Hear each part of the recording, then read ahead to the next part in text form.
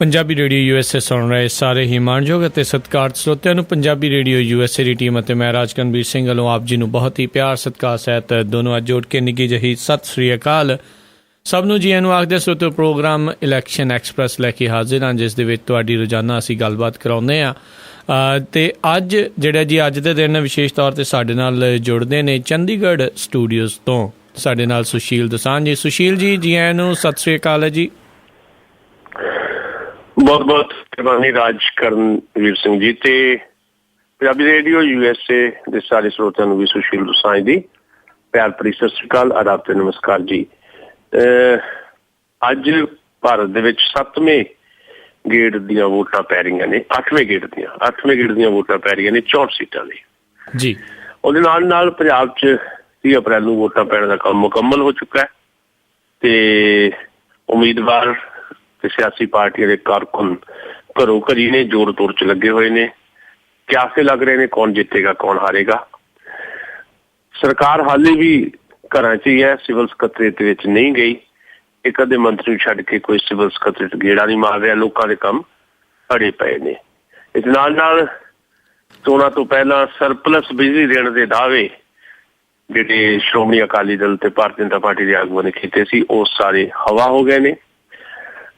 1 ਮਈ ਤੋਂ ਹੀ 30 ਅਪ੍ਰੈਲ ਨੂੰ ਵੋਟਾਂ ਮੁੱਕਣ ਤੋਂ ਤੁਰੰਤ ਬਾਅਦ 1 ਮਈ ਤੋਂ ਹੀ 4 ਘੰਟੇ ਦੇ ਪਾਵਰ ਕੱਟ ਲੱਗਣੇ ਸ਼ੁਰੂ ਹੋ ਚੁੱਕੇ ਨੇ ਤੇ ਨਾਲ ਕੁਝ ਹੋਰ ਗੱਲਾਂ ਬਾਤਾਂ ਨੇ। ਸੁਪਰੀਮ ਕੋਰਟ ਦੀ ਡਾਇਰੈਕਸ਼ਨ ਆਈ ਹੈ ਸਕੂਲਾਂ ਦੇ ਬਾਰੇ 'ਚ, ਪੜ੍ਹਾਈ ਦੇ ਬਾਰੇ 'ਚ, ਬੱਚਿਆਂ ਦੀ ਮਾਤ ਭਾਸ਼ਾ ਦੇ ਬਾਰੇ ਦੇ ਵਿੱਚ। ਨਾਲ CBI ਬਾਰੇ ਇੱਕ ਬੜੀ ਮਹੱਤਵਪੂਰਨ ਡਾਇਰੈਕਸ਼ਨ ਦਿੱਤੀ ਹੈ ਸੁਪਰੀਮ ਕੋਰਟ ਨੇ, ਜਿਹਦੀ ਚਰਚਾ ਅੱਜ ਦੇ ਪ੍ਰੋਗਰਾਮ 'ਚ ਕਰਾਂਗੇ ਤੇ ਗੱਲਬਾਤ ਦਾ ਸਿਲਸਿਲਾ ਸ਼ੁਰੂ ਕਰਨਗੇ ਰਾਜ ਕਰਨਵੀਰ ਸਿੰਘ ਜੀ। ਜੀ ਬਿਲਕੁਲ। ਤੇ ਗੱਲਬਾਤ ਦਾ ਜਿਹੜਾ ਸਿਲਸਿਲਾ ਅੱਜ ਆਪਾਂ ਸ਼ੁਰੂ ਕਰਦੇ ਹਾਂ, ਜਿਹੜਾ ਤੁਸੀਂ 3 ਦਿਨਾਂ ਦਾ ਜਿਹੜਾ ਦੌਰਾ ਕਰਕੇ ਆਏ ਹੋ ਪੂਰੇ ਪੰਜਾਬ ਦਾ, ਜਿਸ ਦੇ ਵਿੱਚ ਤੁਸੀਂ ਸਾਰੇ ਹੀ ਜਿਹੜੇ ਲੋਕ ਸਭਾ ਦੇ ਜਿਹੜੇ ਹਲਕੇ ਆ ਉਹਨਾਂ ਦੇ ਵਿੱਚ ਤੁਸੀਂ ਹੋ ਕੇ ਆਏ, ਉੱਥੇ ਆਮ ਲੋਕਾਂ ਦੇ ਨਾਲ ਜਿਹੜੀ ਹੈ ਤੁਸੀਂ ਗੱਲਬਾਤ ਆ ਜਿਹੜੀ ਕਰਕੇ ਆਏ ਆ। ਅਤੇ ਇਹਨਾਂ 3 ਦਿਨਾਂ ਦੇ ਵਿੱਚ ਮੈਂ ਤੁਹਾਨੂੰ ਇਹ ਪੁੱਛਣਾ ਚਾਹੁੰਦਾ ਸਭ ਤੋਂ ਪਹਿਲਾਂ ਵੀ ਤੁਸੀਂ ਕੀ ਮਹਿਸੂਸ ਕੀਤਾ ਜਿਹੜਾ ਆ ਇਸ ਵਾਰ ਜਿਹੜੀਆਂ ਚੋਣਾਂ ਹੋਈਆਂ ਆ ਉਸ ਨੂੰ ਲੈ ਕੇ ਲੋਕਾਂ ਦੇ ਵਿੱਚ ਕੀ ਉਤਸ਼ਾਹ ਦੇਖ ਰਹੇ ਸੀ, ਕੀ ਸਰਕਾਰ ਖਿਲਾਫ ਨਿਰਾਸ਼ਾ ਦੇਖ ਰਹੇ ਸੀ, ਅਤੇ ਕੀ ਇੱਥੇ ਦੀ ਸਰਕਾਰ ਦੇ ਖਿਲਾਫ ਜ਼ਿਆਦਾ ਨਿਰਾਸ਼ਾ ਨਜ਼ਰ ਆਈ ਕਿ ਜਿਹੜੀ ਕੇਂਦਰ ਦੀ ਸਰਕਾਰ ਆ ਉਸ ਦੇ ਖਿਲਾਫ ਜ਼ਿਆਦਾ ਨਿਰਾਸ਼ਾ ਨਜ਼ਰ ਆਈ? ਆਮ ਲੋਕ ਕੀ ਕਹਿ ਰਹੇ ਨੇ ਇਹਨਾਂ ਚੋਣਾਂ ਨੂੰ ਲੈ ਕੇ? ਮਸਲਾ ਇਹ ਹੈ ਕਿ ਪੰਜਾਬ ਦੇ ਵਿੱਚ 30 ਅਪ੍ਰੈਲ ਨੂੰ ਵੋਟਾਂ ਪੈ ਗਈਆਂ।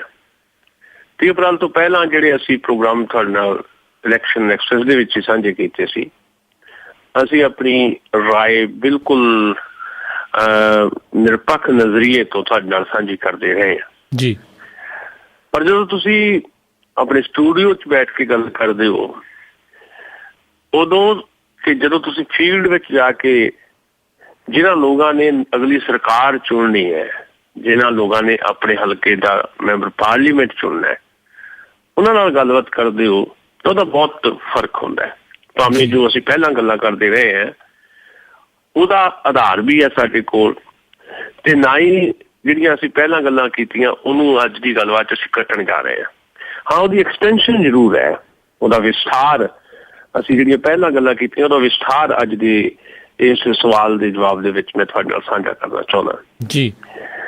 ਓਵਰਆਲ ਜਦੋਂ ਪੰਜਾਬ ਦੇ 3 ਦਿਨ ਦੇ ਦੌਰੇ ਤੇ ਮੈਂ ਪੰਜਾਬੀ ਰੇਡੀਓ USA ਵੱਲੋਂ ਗਿਆ ਤੇ ਓਵਰਆਲ ਜਿਹੜਾ ਪ੍ਰਭਾਵ ਹੈ ਉਹਦਾ ਇੱਕ ਸਤਰ ਦੇ ਵਿੱਚ ਜੇ ਜਵਾਬ ਦੇਣਾ ਹੋਵੇ ਤਾਂ ਜਿੰਨੇ ਵੀ ਲੋਕਾਂ ਨਾਲ ਮੈਂ ਗੱਲ ਕੀਤੀ ਤੇ ਉਹਨਾਂ ਦਾ ਲਗਭਗ ਇੱਕੋ ਜਿਹਾ ਉੱਤਰ ਸੀ ਕਿ ਇਸ ਵਾਰ ਹੈਰਾਨੀਜਨਕ ਨਤੀਜੇ ਆਉਣਗੇ ਜੀ। ਪ੍ਰਮੁੱਖ ਪਾਰਟੀਆਂ ਜਿਹੜੀਆਂ ਦਾਅਵੇ ਕਰ ਰਹੀਆਂ ਉਹਨਾਂ ਦੋਵਾਂ ਪ੍ਰਮੁੱਖ ਪਾਰਟੀਆਂ ਦੇ ਆਗੂਆਂ ਤੇ ਵਰਕਰਾਂ ਨੂੰ ਵੀ ਉਹਨਾਂ ਦਾਅਵਿਆਂ ਤੇ ਯਕੀਨ ਨਹੀਂ। ਪ੍ਰਮੁੱਖ ਪਾਰਟੀਆਂ ਜਿਹੜੀਆਂ ਪੰਜਾਬ ਦੇ ਵਿੱਚ 3 ਹੈ, ਜਿਹਦੇ ਵਿੱਚ 2 ਪਾਰਟੀਆਂ ਦਾ ਗੱਠਜੋੜ ਹੈ। ਜਿਹੜੀ ਹਕੂਮਤ ਵਾਲੀ ਪਾਰਟੀ ਹੈ ਸ਼੍ਰੋਮਣੀ ਅਕਾਲੀ ਦਲ ਤੇ ਭਾਰਤੀ ਜਨਤਾ ਪਾਰਟੀ, ਉਹਨਾਂ ਦਾ ਜ਼ੋਰ ਇਸ ਗੱਲ ਤੇ ਲੱਗਾ ਹੋਇਆ, ਉਹਨਾਂ ਦੇ ਵਰਕਰਾਂ ਦਾ ਵੀ ਹਾਲੇ ਵੀ ਪੰਜਾਬ ਦੇ ਵਿੱਚ ਉਹਨਾਂ ਕੋਲ ਪਹਿਲਾਂ 5 ਸੀਟਾਂ ਨੇ ਤੇ ਉਹਨਾਂ ਸੀਟਾਂ ਨੂੰ ਉਹ ਵਧਾਉਣਗੇ ਨਹੀਂ, ਸਗੋਂ ਜਿੱਦਾਂ ਵਿਧਾਨ ਸਭਾ ਦੇ ਵਿੱਚ ਇੱਕ ਕਿਸਮ ਦਾ ਉਹਨਾਂ ਨੇ ਉਲਟ ਫੇਰ ਕੀਤਾ, ਜਿਹੜੀ ਲੋਕਾਂ ਦੀ ਉਮੀਦ ਸੀ ਉਹਦੀ ਉਲਟ ਦੂਜੀ ਵਾਰ ਸੱਤਾ ਜਿਹੜੀ ਆ ਹਾਸਲ ਕੀਤੀ, ਇਹਦੇ ਲੋਕ ਸਭਾ ਚੋਣਾਂ ਦੇ ਵਿੱਚ ਉਹਨਾਂ ਦਾ ਪ੍ਰਦਰਸ਼ਨ ਰਹੇਗਾ। ਇਹ ਉਹਨਾਂ ਦਾ ਕਹਿਣਾ ਹੈ। ਤੇ ਇਹਦਾ ਆਧਾਰ ਜਿਹੜਾ ਉਹ ਇਹ ਬਣਾਉਂਦੇ ਆ ਵੀ ਪਿਛਲੀ ਵਿਧਾਨ ਸਭਾ ਚੋਣਾਂ ਦੇ ਵਿੱਚ ਮਨਪ੍ਰੀਤ ਬਾਦਲ ਹੋਰਾਂ ਦੀ ਪੀਪਲਜ਼ ਪਾਰਟੀ ਦੀ ਅਗਵਾਈ ਜਿਹੜਾ ਸਾਂਝਾ ਮੋਰਚਾ ਬਣਿਆ ਜੀ, ਉਸ ਮੋਰਚੇ ਕਰਕੇ ਜਿੰਨਾ ਲਾਭ ਹੋਇਆ ਸ਼੍ਰੋਮਣੀ ਅਕਾਲੀ ਦਲ ਨੂੰ, ਕਿਉਂਕਿ ਜਿਹੜੀ ਐਂਟੀ ਇਨਕੰਬੈਂਸੀ ਸੀ ਉਹਦਾ ਜਿਹੜਾ ਲਾਭ ਕਾਂਗਰਸ ਨੂੰ ਜਾਣਾ ਸੀ, ਉਹਦੀ ਥਾਂ ਤੇ ਉਹ ਐਂਟੀ ਇਨਕੰਬੈਂਸੀ ਕਰਕੇ ਜਿਹੜੀ ਵੋਟ ਖਿਸਕੀ, ਉਹ ਵੋਟ ਮਨਪ੍ਰੀਤ ਬਾਦਲ ਦੀ ਅਗਵਾਈ ਸਾਂਝੇ ਮੋਰਚੇ ਨੂੰ ਪੈ ਗਏ ਤੇ ਜਿਹੜਾ ਸਿੱਧਾ ਲਾਭ ਸ਼੍ਰੋਮਣੀ ਅਕਾਲੀ ਦਲ ਨੂੰ ਹੋਇਆ ਤੇ ਸਰਕਾਰ ਬਣ ਗਈ। ਉਹੀ ਲਾਭ ਹੁਣ ਸ਼੍ਰੋਮਣੀ ਅਕਾਲੀ ਦਲ ਦੇ ਆਗੂ ਤੇ ਵਰਕਰ ਆਮ ਆਦਮੀ ਪਾਰਟੀ ਦੀ ਕਾਰਗੁਜ਼ਾਰੀ ਵਿੱਚੋਂ ਲੱਭਣਾ ਚਾਹੁੰਦੇ ਆ। ਇਹ ਤਾਂ ਉਹਨਾਂ ਦਾ ਤਰਕ ਹੈ। ਹੁਣ ਉਹਦੇ ਉਲਟ ਕਾਂਗਰਸ ਪਾਰਟੀ ਜਿਹੜੀ ਹੈ, ਜਿਹਦੇ ਕੋਲ ਇਸ ਵੇਲੇ 8 ਸੀਟਾਂ ਲੋਕ ਸਭਾ ਦੀਆਂ, ਉਹ ਆਪਣੀਆਂ ਸੀਟਾਂ ਵਧਾਉਣ ਦੀ ਗੱਲ ਕਰਦੀ ਹੈ ਤੇ ਉਹਨਾਂ ਦਾ ਵੀ ਤਰਕ ਜਾਂ ਲੌਜਿਕ ਜਾਂ ਦਲੀਲ ਇਹੀ ਹੈ ਕਿ ਆਮ ਆਦਮੀ ਪਾਰਟੀ ਨੁਕਸਾਨ ਕਰੇਗੀ ਪੰਜਾਬ ਦੇ ਵਿੱਚ ਸ਼੍ਰੋਮਣੀ ਅਕਾਲੀ ਦਲ ਤੇ ਭਾਰਤੀ ਜਨਤਾ ਪਾਰਟੀ ਨੂੰ ਜ਼ਿਆਦਾ, ਕਿਉਂਕਿ ਆਮ ਆਦਮੀ ਪਾਰਟੀ ਨੂੰ ਜਿਹੜੀ ਵੋਟ ਪਈ ਹੈ ਉਹ ਸਟੇਟ ਦੇ ਖਿਲਾਫ ਜਿਹੜੀ ਐਂਟੀ ਇਨਕੰਬੈਂਸੀ ਹੈ, ਜਿਹਦਾ ਤੁਸੀਂ ਵੀ ਜ਼ਿਕਰ ਕੀਤਾ ਜੀ, ਵੀ ਉਹ ਇੰਨੀ ਜ਼ਿਆਦਾ ਹੈ ਕਿ ਉਹ ਬਹੁਤ ਵੱਡੇ ਪੱਧਰ ਦੇ ਉੱਤੇ ਸ਼੍ਰੋਮਣੀ ਅਕਾਲੀ ਦਲ ਤੇ ਭਾਰਤੀ ਜਨਤਾ ਪਾਰਟੀ ਦੀ ਵੋਟ ਖਿਸਕ ਕੇ ਜਿਹੜੀ ਆਮ ਆਦਮੀ ਪਾਰਟੀ ਨੂੰ ਪਈ ਹੈ। ਤੇ ਆਮ ਆਦਮੀ ਪਾਰਟੀ ਨੇ ਜ਼ਿਆਦਾ ਨੁਕਸਾਨ ਸ਼੍ਰੋਮਣੀ ਅਕਾਲੀ ਦਲ ਤੇ ਬੀਜੇਪੀ ਦਾ ਕੀਤਾ ਮੁਕਾਬਲਤਨ ਜਿਹੜਾ ਆ ਕਾਂਗਰਸ ਪਾਰਟੀ ਦੇ। ਕਿਹਾ ਇਹ ਵੀ ਹੈ ਕਾਂਗਰਸ ਦੇ ਵੱਡੇ ਆਗੂਆਂ ਨੇ ਕਿ 80% ਨੁਕਸਾਨ ਆਮ ਆਦਮੀ ਪਾਰਟੀ ਨੇ ਸ਼੍ਰੋਮਣੀ ਅਕਾਲੀ ਦਲ ਤੇ ਭਾਰਤੀ ਜਨਤਾ ਪਾਰਟੀ ਦਾ ਕੀਤਾ, ਜਦਕਿ ਕਾਂਗਰਸ ਦਾ ਨੁਕਸਾਨ 20% ਕੀਤਾ ਜੀ। ਇਹ ਹੁਣ ਉਹਨਾਂ ਦੋਵਾਂ ਜਾਂ ਤਿੰਨਾਂ ਪਾਰਟੀਆਂ ਦੇ ਦਾਅਵੇ, ਤਰਕ ਜਾਂ ਦਲੀਲ ਹੈ। ਪਰ ਸਧਾਰਨ ਬੰਦਾ ਜਿਹੜਾ ਆ, ਵੋਟਰ ਹੈ ਜਿਹੜਾ ਜਿਹਨੇ ਵੋਟ ਪਾਈ ਹੈ, ਜਦੋਂ ਅਸੀਂ ਉਹਦੇ ਨਾਲ ਗੱਲ ਕੀਤੀ ਤੇ ਉਹਦੇ ਪ੍ਰਭਾਵ ਇਸ ਕਿਸਮ ਦੇ ਹੈ ਕਿ ਲੋਕ ਅੱਕੇ ਪਏ ਨੇ, ਥੱਕੇ ਪਏ ਨੇ, ਲੋਕਾਂ ਨੂੰ ਲੁੱਟਿਆ ਜਾ ਰਿਹਾ, ਕੁੱਟਿਆ ਜਾ ਰਿਹਾ। ਕੇਂਦਰ ਸਰਕਾਰ ਦੀਆਂ ਜਿਹੜੀਆਂ ਨੀਤੀਆਂ ਉਹ ਤਾਂ ਭਾਰਤੀ ਆਵਾਮ ਦੇ ਖਿਲਾਫ ਸਾਨੀ ਜਾਂ ਹਨ ਹੀ, ਪਰ ਪੰਜਾਬ ਦੇ ਵਿੱਚ ਸਿੱਧੇ ਤੌਰ ਤੇ ਜਿਹੜਾ ਇਫੈਕਟ ਹੁੰਦਾ ਬੰਦਾ, ਉਹ ਪੰਜਾਬ ਦੀ ਹਕੂਮਤ ਨਾਲ ਹੁੰਦਾ। ਸੋ ਪੰਜਾਬ ਦੀ ਹਕੂਮਤ ਦੇ ਖਿਲਾਫ ਬਹੁਤ ਵੱਡਾ ਇੱਕ ਰੋਸ, ਇੱਕ ਗੁੱਸਾ ਹੈ ਤੇ ਉਹ ਜਿਹੜਾ ਰੋਸ ਤੇ ਗੁੱਸਾ ਹੈ ਉਹ ਵੋਟਾਂ 'ਚ ਤਬਦੀਲ ਹੋ ਕੇ ਆਮ ਆਦਮੀ ਪਾਰਟੀ ਦੇ ਉਮੀਦਵਾਰਾਂ ਦੇ ਪੱਖ 'ਚ ਭੁਗਤਿਆ ਹੈ। ਇਹ ਸਧਾਰਨ ਲੋਕਾਂ ਦਾ, ਇਹ ਕੋਈ ਆਮ ਆਦਮੀ ਪਾਰਟੀ ਦੇ ਵਰਕਰ ਦੀ ਰਾਏ ਨਹੀਂ ਹੈ, ਇਹ ਸਧਾਰਨ ਲੋਕਾਂ ਦੀ ਰਾਏ ਹੈ।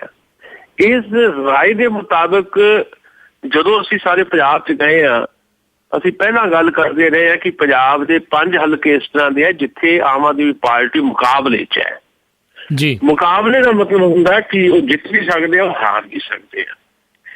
ਅਸੀਂ 5 ਸੀਟਾਂ ਤੋਂ ਅੱਗੇ ਨਹੀਂ ਸੀ ਕਦੀ ਬਹੁਤੀ ਗੱਲ ਕੀਤੀ, ਪਰ ਜਿਹੜਾ ਪ੍ਰਭਾਵ ਹੁਣ ਸਾਨੂੰ ਮਿਲਿਆ ਇਹਨਾਂ 5 ਹਲਕਿਆਂ ਤੋਂ ਬਾਹਰ ਵੀ ਮਿਲਿਆ ਵੀ ਬਾਹਰਲੇ ਹਲਕੇ ਹੈ, ਉਹਨਾਂ ਹਲਕਿਆਂ ਦੇ ਵਿੱਚ ਵੀ ਆਮ ਆਦਮੀ ਪਾਰਟੀ ਨੂੰ ਲੋਕਾਂ ਨੇ ਵੱਡੇ ਪੱਧਰ ਤੇ ਵੋਟਾਂ ਪਾਈਆਂ ਜੀ। ਜਿਹਦੇ ਨਾਲ ਵੀ ਗੱਲ ਕੀਤੀ, ਚਾਹੇ ਉਹ ਕੋਈ ਵੱਡਾ ਬੰਦਾ ਸੀ, ਵੱਡੇ ਬੰਦੇ ਤੋਂ ਭਾਵ ਚੌਧਰੀ ਟਾਈਪ ਦਾ ਬੰਦਾ ਸੀ, ਉਹਨੇ ਵੀ ਇਹ ਗੱਲ ਕਹੀ ਕਿ ਐਤਕਾਂ ਝਾੜੂ ਫਿਰਨ ਵਾਲਾ ਹੈ। ਤੇ ਚਾਹੇ ਉਹ ਸਧਾਰਨ ਸਬਜ਼ੀ ਲਾਉਣ ਵਾਲਾ, ਰੇਹੜੀ ਲਾਉਣ ਵਾਲਾ ਬੰਦਾ ਸੀ, ਚਾਹੇ ਉਹ ਆਟੋ ਡਰਾਈਵਰ ਸੀ, ਚਾਹੇ ਛੋਟਾ ਦੁਕਾਨਦਾਰ ਸੀ, ਚਾਹੇ ਥੋੜੀ ਵੱਡੇ ਸ਼ੋਰੂਮ ਵਾਲਾ ਸੀ ਜਾਂ ਪੜ੍ਹਿਆ ਲਿਖਾ ਵਰਗ ਵੀ ਸੀ, ਉਹਨਾਂ ਨਾਲ ਜਦੋਂ ਗੱਲ ਕੀਤੀ ਤੇ ਉਹਨਾਂ ਨੇ ਵੀ ਇਹੀ ਕਿਹਾ ਕਿ ਐਤਕੀ ਆਮ ਆਦਮੀ ਪਾਰਟੀ ਸੱਚਮੁੱਚ ਬਦਲ ਬਣੀ ਆ ਪੰਜਾਬ ਦੇ ਵਿੱਚ। ਪੀਪਲਜ਼ ਪਾਰਟੀ ਦੀ ਅਗਵਾਈ ਦੇ ਵਿੱਚ, ਮਨਪ੍ਰੀਤ ਬਾਦਲ ਦੀ ਅਗਵਾਈ, ਸਾਂਝਾ ਮੋਰਚਾ ਪੰਜਾਬ 'ਚ ਤੀਜਾ ਜਾਂ ਦੂਜਾ ਬਦਲ ਨਹੀਂ ਸੀ ਬਣ ਸਕਿਆ। ਆਮ ਆਦਮੀ ਪਾਰਟੀ ਪੰਜਾਬ 'ਚ ਇੱਕ ਬਦਲ ਬਣ ਰਹੀ ਹੈ ਤੇ ਇਹ ਸੀਟਾਂ 'ਚ ਕਿੰਨਾ ਪਰਿਵਰਤਿਤ ਹੁੰਦਾ, ਸੀਟਾਂ 'ਚ ਕਿੰਨਾ ਕਨਵਰਟ ਹੁੰਦਾ, ਇਹ ਵੱਖਰਾ ਮਸਲਾ ਹੈ। ਪਰ 2017 ਦੀਆਂ ਚੋਣਾਂ ਦੀ ਤਿਆਰੀ ਆਮ ਆਦਮੀ ਪਾਰਟੀ ਦੇ ਯਾਨੀ ਜੇ ਲੋਕ ਕਰਨਗੇ ਇਹਨਾਂ ਨਤੀਜਿਆਂ ਤੋਂ ਬਾਅਦ ਤੇ ਪੰਜਾਬ ਦੀ ਸਭਾ ਜਿਹੜੀ ਹੈ ਉਹ ਆਮ ਆਦਮੀ ਪਾਰਟੀ ਦੇ ਹੱਥ ਵੀ ਆ ਸਕਦੀ ਹੈ ਜੇ ਸਹੀ ਤਰੀਕੇ ਦੇ ਨਾਲ, ਜੇ ਆਪਣੀ ਦ੍ਰਿਸ਼ਟੀ ਨੂੰ ਸਾਫ਼ ਕਰਕੇ, ਆਪਣੀ ਨਜ਼ਰੀਏ ਨੂੰ ਸਾਫ਼ ਕਰਕੇ ਤੇ ਚੋਣ ਦਾਅਵੇ 'ਚ ਸਹੀ ਲਾ ਕੇ, ਲੋਕ ਪੱਖੀ ਜਿਹੜੇ ਮੁੱਦਿਆਂ ਦੇ ਉੱਤੇ ਜੇ ਚੋਣ ਟੈਕਟਿਕਸ ਸਹੀ ਲਾ ਕੇ ਆਮ ਆਦਮੀ ਪਾਰਟੀ ਤੁਰੇਗੀ ਤਾਂ ਇਸ ਵੇਲੇ ਦੇ ਲੋਕ ਸਭਾ ਚੋਣਾਂ ਦੇ ਨਤੀਜੇ ਭਾਵੇਂ ਉਹਦੇ 'ਚ ਬਹੁਤੀਆਂ ਸੀਟਾਂ ਆਮ ਆਦਮੀ ਪਾਰਟੀ ਨਾ ਜਿੱਤੇ, ਪਰ ਜਿਹੜਾ ਵੋਟ ਸ਼ੇਅਰ ਹੈ ਉਹਦਾ, ਉਹ ਵੋਟ ਸ਼ੇਅਰ ਇੰਨਾ ਹੋਣਾ ਹੈ। ਕਾਂਗਰਸ ਪਾਰਟੀ ਦੇ ਪ੍ਰਧਾਨ ਸੁਭਾਸ਼ ਜੀ ਨੇ ਕਿਹਾ ਕਿ ਆਮ ਆਦਮੀ ਪਾਰਟੀ 10% ਵੋਟਾਂ ਲੈ ਕੇ ਜਾ ਰਹੀ ਹੈ ਜੀ। ਪਰ ਸਧਾਰਨ ਲੋਕਾਂ ਤੋਂ ਜਦੋਂ ਅਸੀਂ ਗੱਲਬਾਤ ਪੁੱਛੀ ਤੇ 15 ਤੋਂ 20% ਵੋਟ ਸ਼ੇਅਰ ਨਿਕਲ ਰਿਹਾ ਇਸ ਵੇਲੇ ਪੰਜਾਬ 'ਚ। ਜੇ 15 ਤੋਂ 20% vote share Aam Aadmi party ਦਾ ਨਿਕਲਦਾ ਹੈ, ਉਹਦੇ 'ਚ ਸੀਟਾਂ ਦੀ ਗਿਣਤੀ 'ਚ ਭਾਵੇਂ ਆਮ ਆਦਮੀ ਪਾਰਟੀ ਦੇ ਪੱਖ 'ਚ 1 ਹੋਵੇ, ਭਾਵੇਂ 2, ਭਾਵੇਂ 3, ਭਾਵੇਂ 4, ਪਰ ਜੇ ਵੋਟ ਸ਼ੇਅਰ 15 ਤੋਂ 20% ਹੋ ਜਾਂਦਾ ਹੈ ਤਾਂ ਫਿਰ ਲਾਜ਼ਮੀ ਹੈ 2017 ਦੀਆਂ ਜਿਹੜੀਆਂ ਚੋਣਾਂ ਵਿਧਾਨ ਸਭਾ ਦੀਆਂ ਕਾਂਗਰਸ ਨੂੰ ਵੀ ਹੱਥਾਂ ਪੈਰਾਂ ਦੀ ਪਏਗੀ। ਕੋਈ ਕਾਂਗਰਸ ਇਸ ਤਾਕ 'ਚ ਹੈ ਕਿ 2017 ਉਹ ਮੁੜ ਕੇ ਸੱਤਾ 'ਚ ਆਏਗੀ, ਤੇ ਸ਼੍ਰੋਮਣੀ ਅਕਾਲੀ ਦਲ ਤੇ ਭਾਰਤੀ ਜਨਤਾ ਪਾਰਟੀ ਨੂੰ ਵੀ ਹੱਥਾਂ ਪੈਰਾਂ ਦੀ ਪਏਗੀ, ਕਿਉਂਕਿ ਸੁਖਬੀਰ ਬਾਦਲ ਦਾ ਇਹ ਦਾਅਵਾ ਕਿ 25 ਸਾਲ ਅਸੀਂ ਇਹ ਰਾਜ ਨਹੀਂ ਛੱਡਦੇ, ਇਹ ਰਾਜ ਛੁੱਟ ਜਾਣੇ ਆ 2017 ਦੇ ਵਿੱਚ।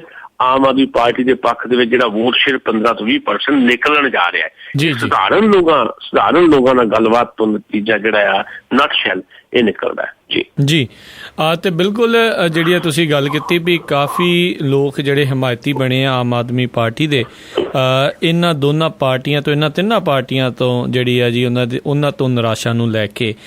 ਤੇ ਜੇ ਆਪਾਂ ਬਹੁਤ ਚਰਚਿਤ ਸੀਟਾਂ ਦੀ ਗੱਲ ਕਰੀਏ, ਉੱਥੇ ਦਾ ਜਿਹੜਾ ਤੁਹਾਨੂੰ ਕੀ ਲੱਗਦਾ ਵੀ ਕੀ ਹਾਲਾਤ ਰਹੇ? ਜੇ ਆਪਾਂ ਗੱਲ ਕਰੀਏ ਚਾਹੇ ਬਠਿੰਡੇ ਦੀ, ਪਟਿਆਲੇ ਦੀ ਜਾਂ ਅੰਮ੍ਰਿਤਸਰ ਦੀ, ਇੱਥੇ ਤੁਹਾਡੇ ਹਿਸਾਬ ਦੇ ਨਾਲ ਕੀ ਪੋਜੀਸ਼ਨ ਹੈਗੀ ਆ ਤਿੰਨਾਂ ਪਾਰਟੀਆਂ ਦੀ?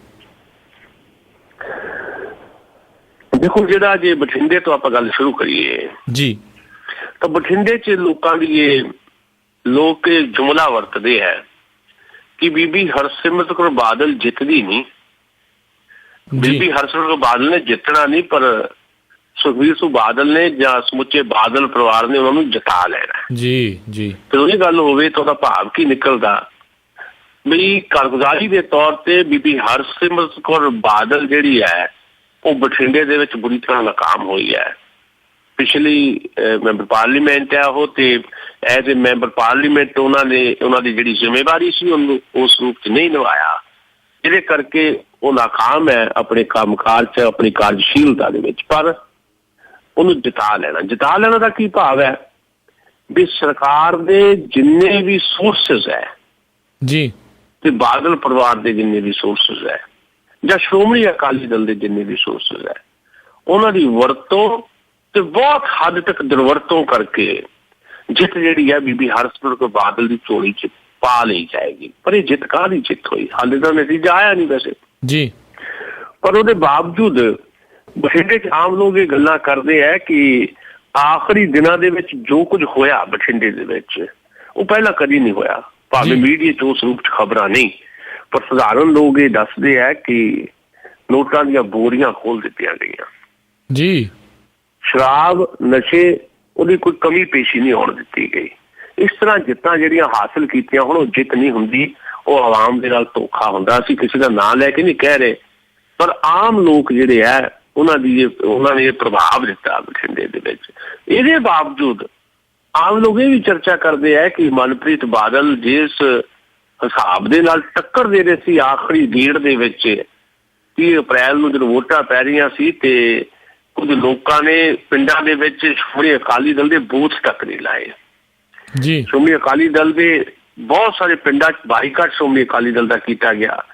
ਚੋਣ ਮੁਹਿੰਮ ਦੇ ਦੌਰਾਨ ਵੀ ਹਰਸਿਮਰਤ ਕੌਰ ਬਾਦਲ ਦਾ ਵੀ ਬਹੁਤ ਸਾਰੇ ਪਿੰਡਾਂ ਨੇ ਵਿਰੋਧ ਕੀਤਾ। ਭਾਵੇਂ ਮੀਡੀਆ ਦਾ ਇੱਕ ਪੱਖੇ ਦਿਖਾਈ ਦੇ ਰਿਹਾ ਸੀ ਕਿ ਭੁੱਲਰ ਭਾਈਚਾਰੇ ਦੇ ਜਿਹੜੇ 40 ਪਿੰਡ ਜਿਹਨਾਂ ਪਹਿਲਾਂ ਬਾਈਕਾਟ ਕੀਤਾ ਸੀ, ਅਖੀਰ ਤੋਂ ਮੰਨ ਗਏ ਤੇ ਬਾਦਲ ਦਲ ਦੀ ਜਿਹੜੀ ਉਮੀਦਵਾਰ ਬੀਬੀ ਹਰਸਿਮਰਤ ਕੌਰ ਬਾਦਲ ਉਹਦੇ ਪੱਖ 'ਚ ਭੁਗਤ ਗਏ। ਪਰ ਇਹ ਗੱਲ 100% ਸੱਚ ਨਹੀਂ ਹੈ। 150 ਦੇ ਕਰੀਬ ਪਿੰਡ ਏਦਾਂ ਦੇ ਬਠਿੰਡੇ 'ਚ ਜਿਨ੍ਹਾਂ ਨੇ ਇੱਕਜੁੱਟ ਫੈਸਲਾ ਕੀਤਾ ਕਿ ਉਹ ਸ਼੍ਰੋਮਣੀ ਅਕਾਲੀ ਦਲ ਦੀ ਉਮੀਦਵਾਰ ਨੂੰ ਵੋਟ ਨਹੀਂ ਪਾਉਣਗੇ। ਹੁਣ ਵੋਟ ਜੇ ਪਵਾ ਲਈ ਗਈ, ਕਿੱਦਾਂ ਪਾਈ ਗਈ, ਇਹ ਬਾਅਦ ਦੀਆਂ ਗੱਲਾਂ। ਇਸ ਕਰਕੇ ਮਨਪ੍ਰੀਤ ਬਾਦਲ ਨੂੰ ਵੀ ਇਹ ਨਹੀਂ ਕਿਹਾ ਜਾ ਰਿਹਾ ਕਿ ਉਹ ਸੌਖੀ ਤਰ੍ਹਾਂ ਇਹ ਸੀਟ ਛੱਡ ਜਾਣਗੇ ਜਾਂ ਹਾਰ ਜਾਣਗੇ। ਮਨਪ੍ਰੀਤ ਬਾਦਲ ਟੱਕਰ 'ਚ ਹੈ। ਇੱਥੇ ਜਿਹੜਾ ਆਮ ਆਦਮੀ ਪਾਰਟੀ ਦੇ ਉਮੀਦਵਾਰ ਹੈ ਜੱਸੀ ਜਸਰਾਜ ਜੀ, ਉਹ ਵੱਡੀ ਗਿਣਤੀ 'ਚ ਵੋਟਾਂ ਲੈ ਕੇ ਜਾ ਰਹੇ ਆ ਜੀ।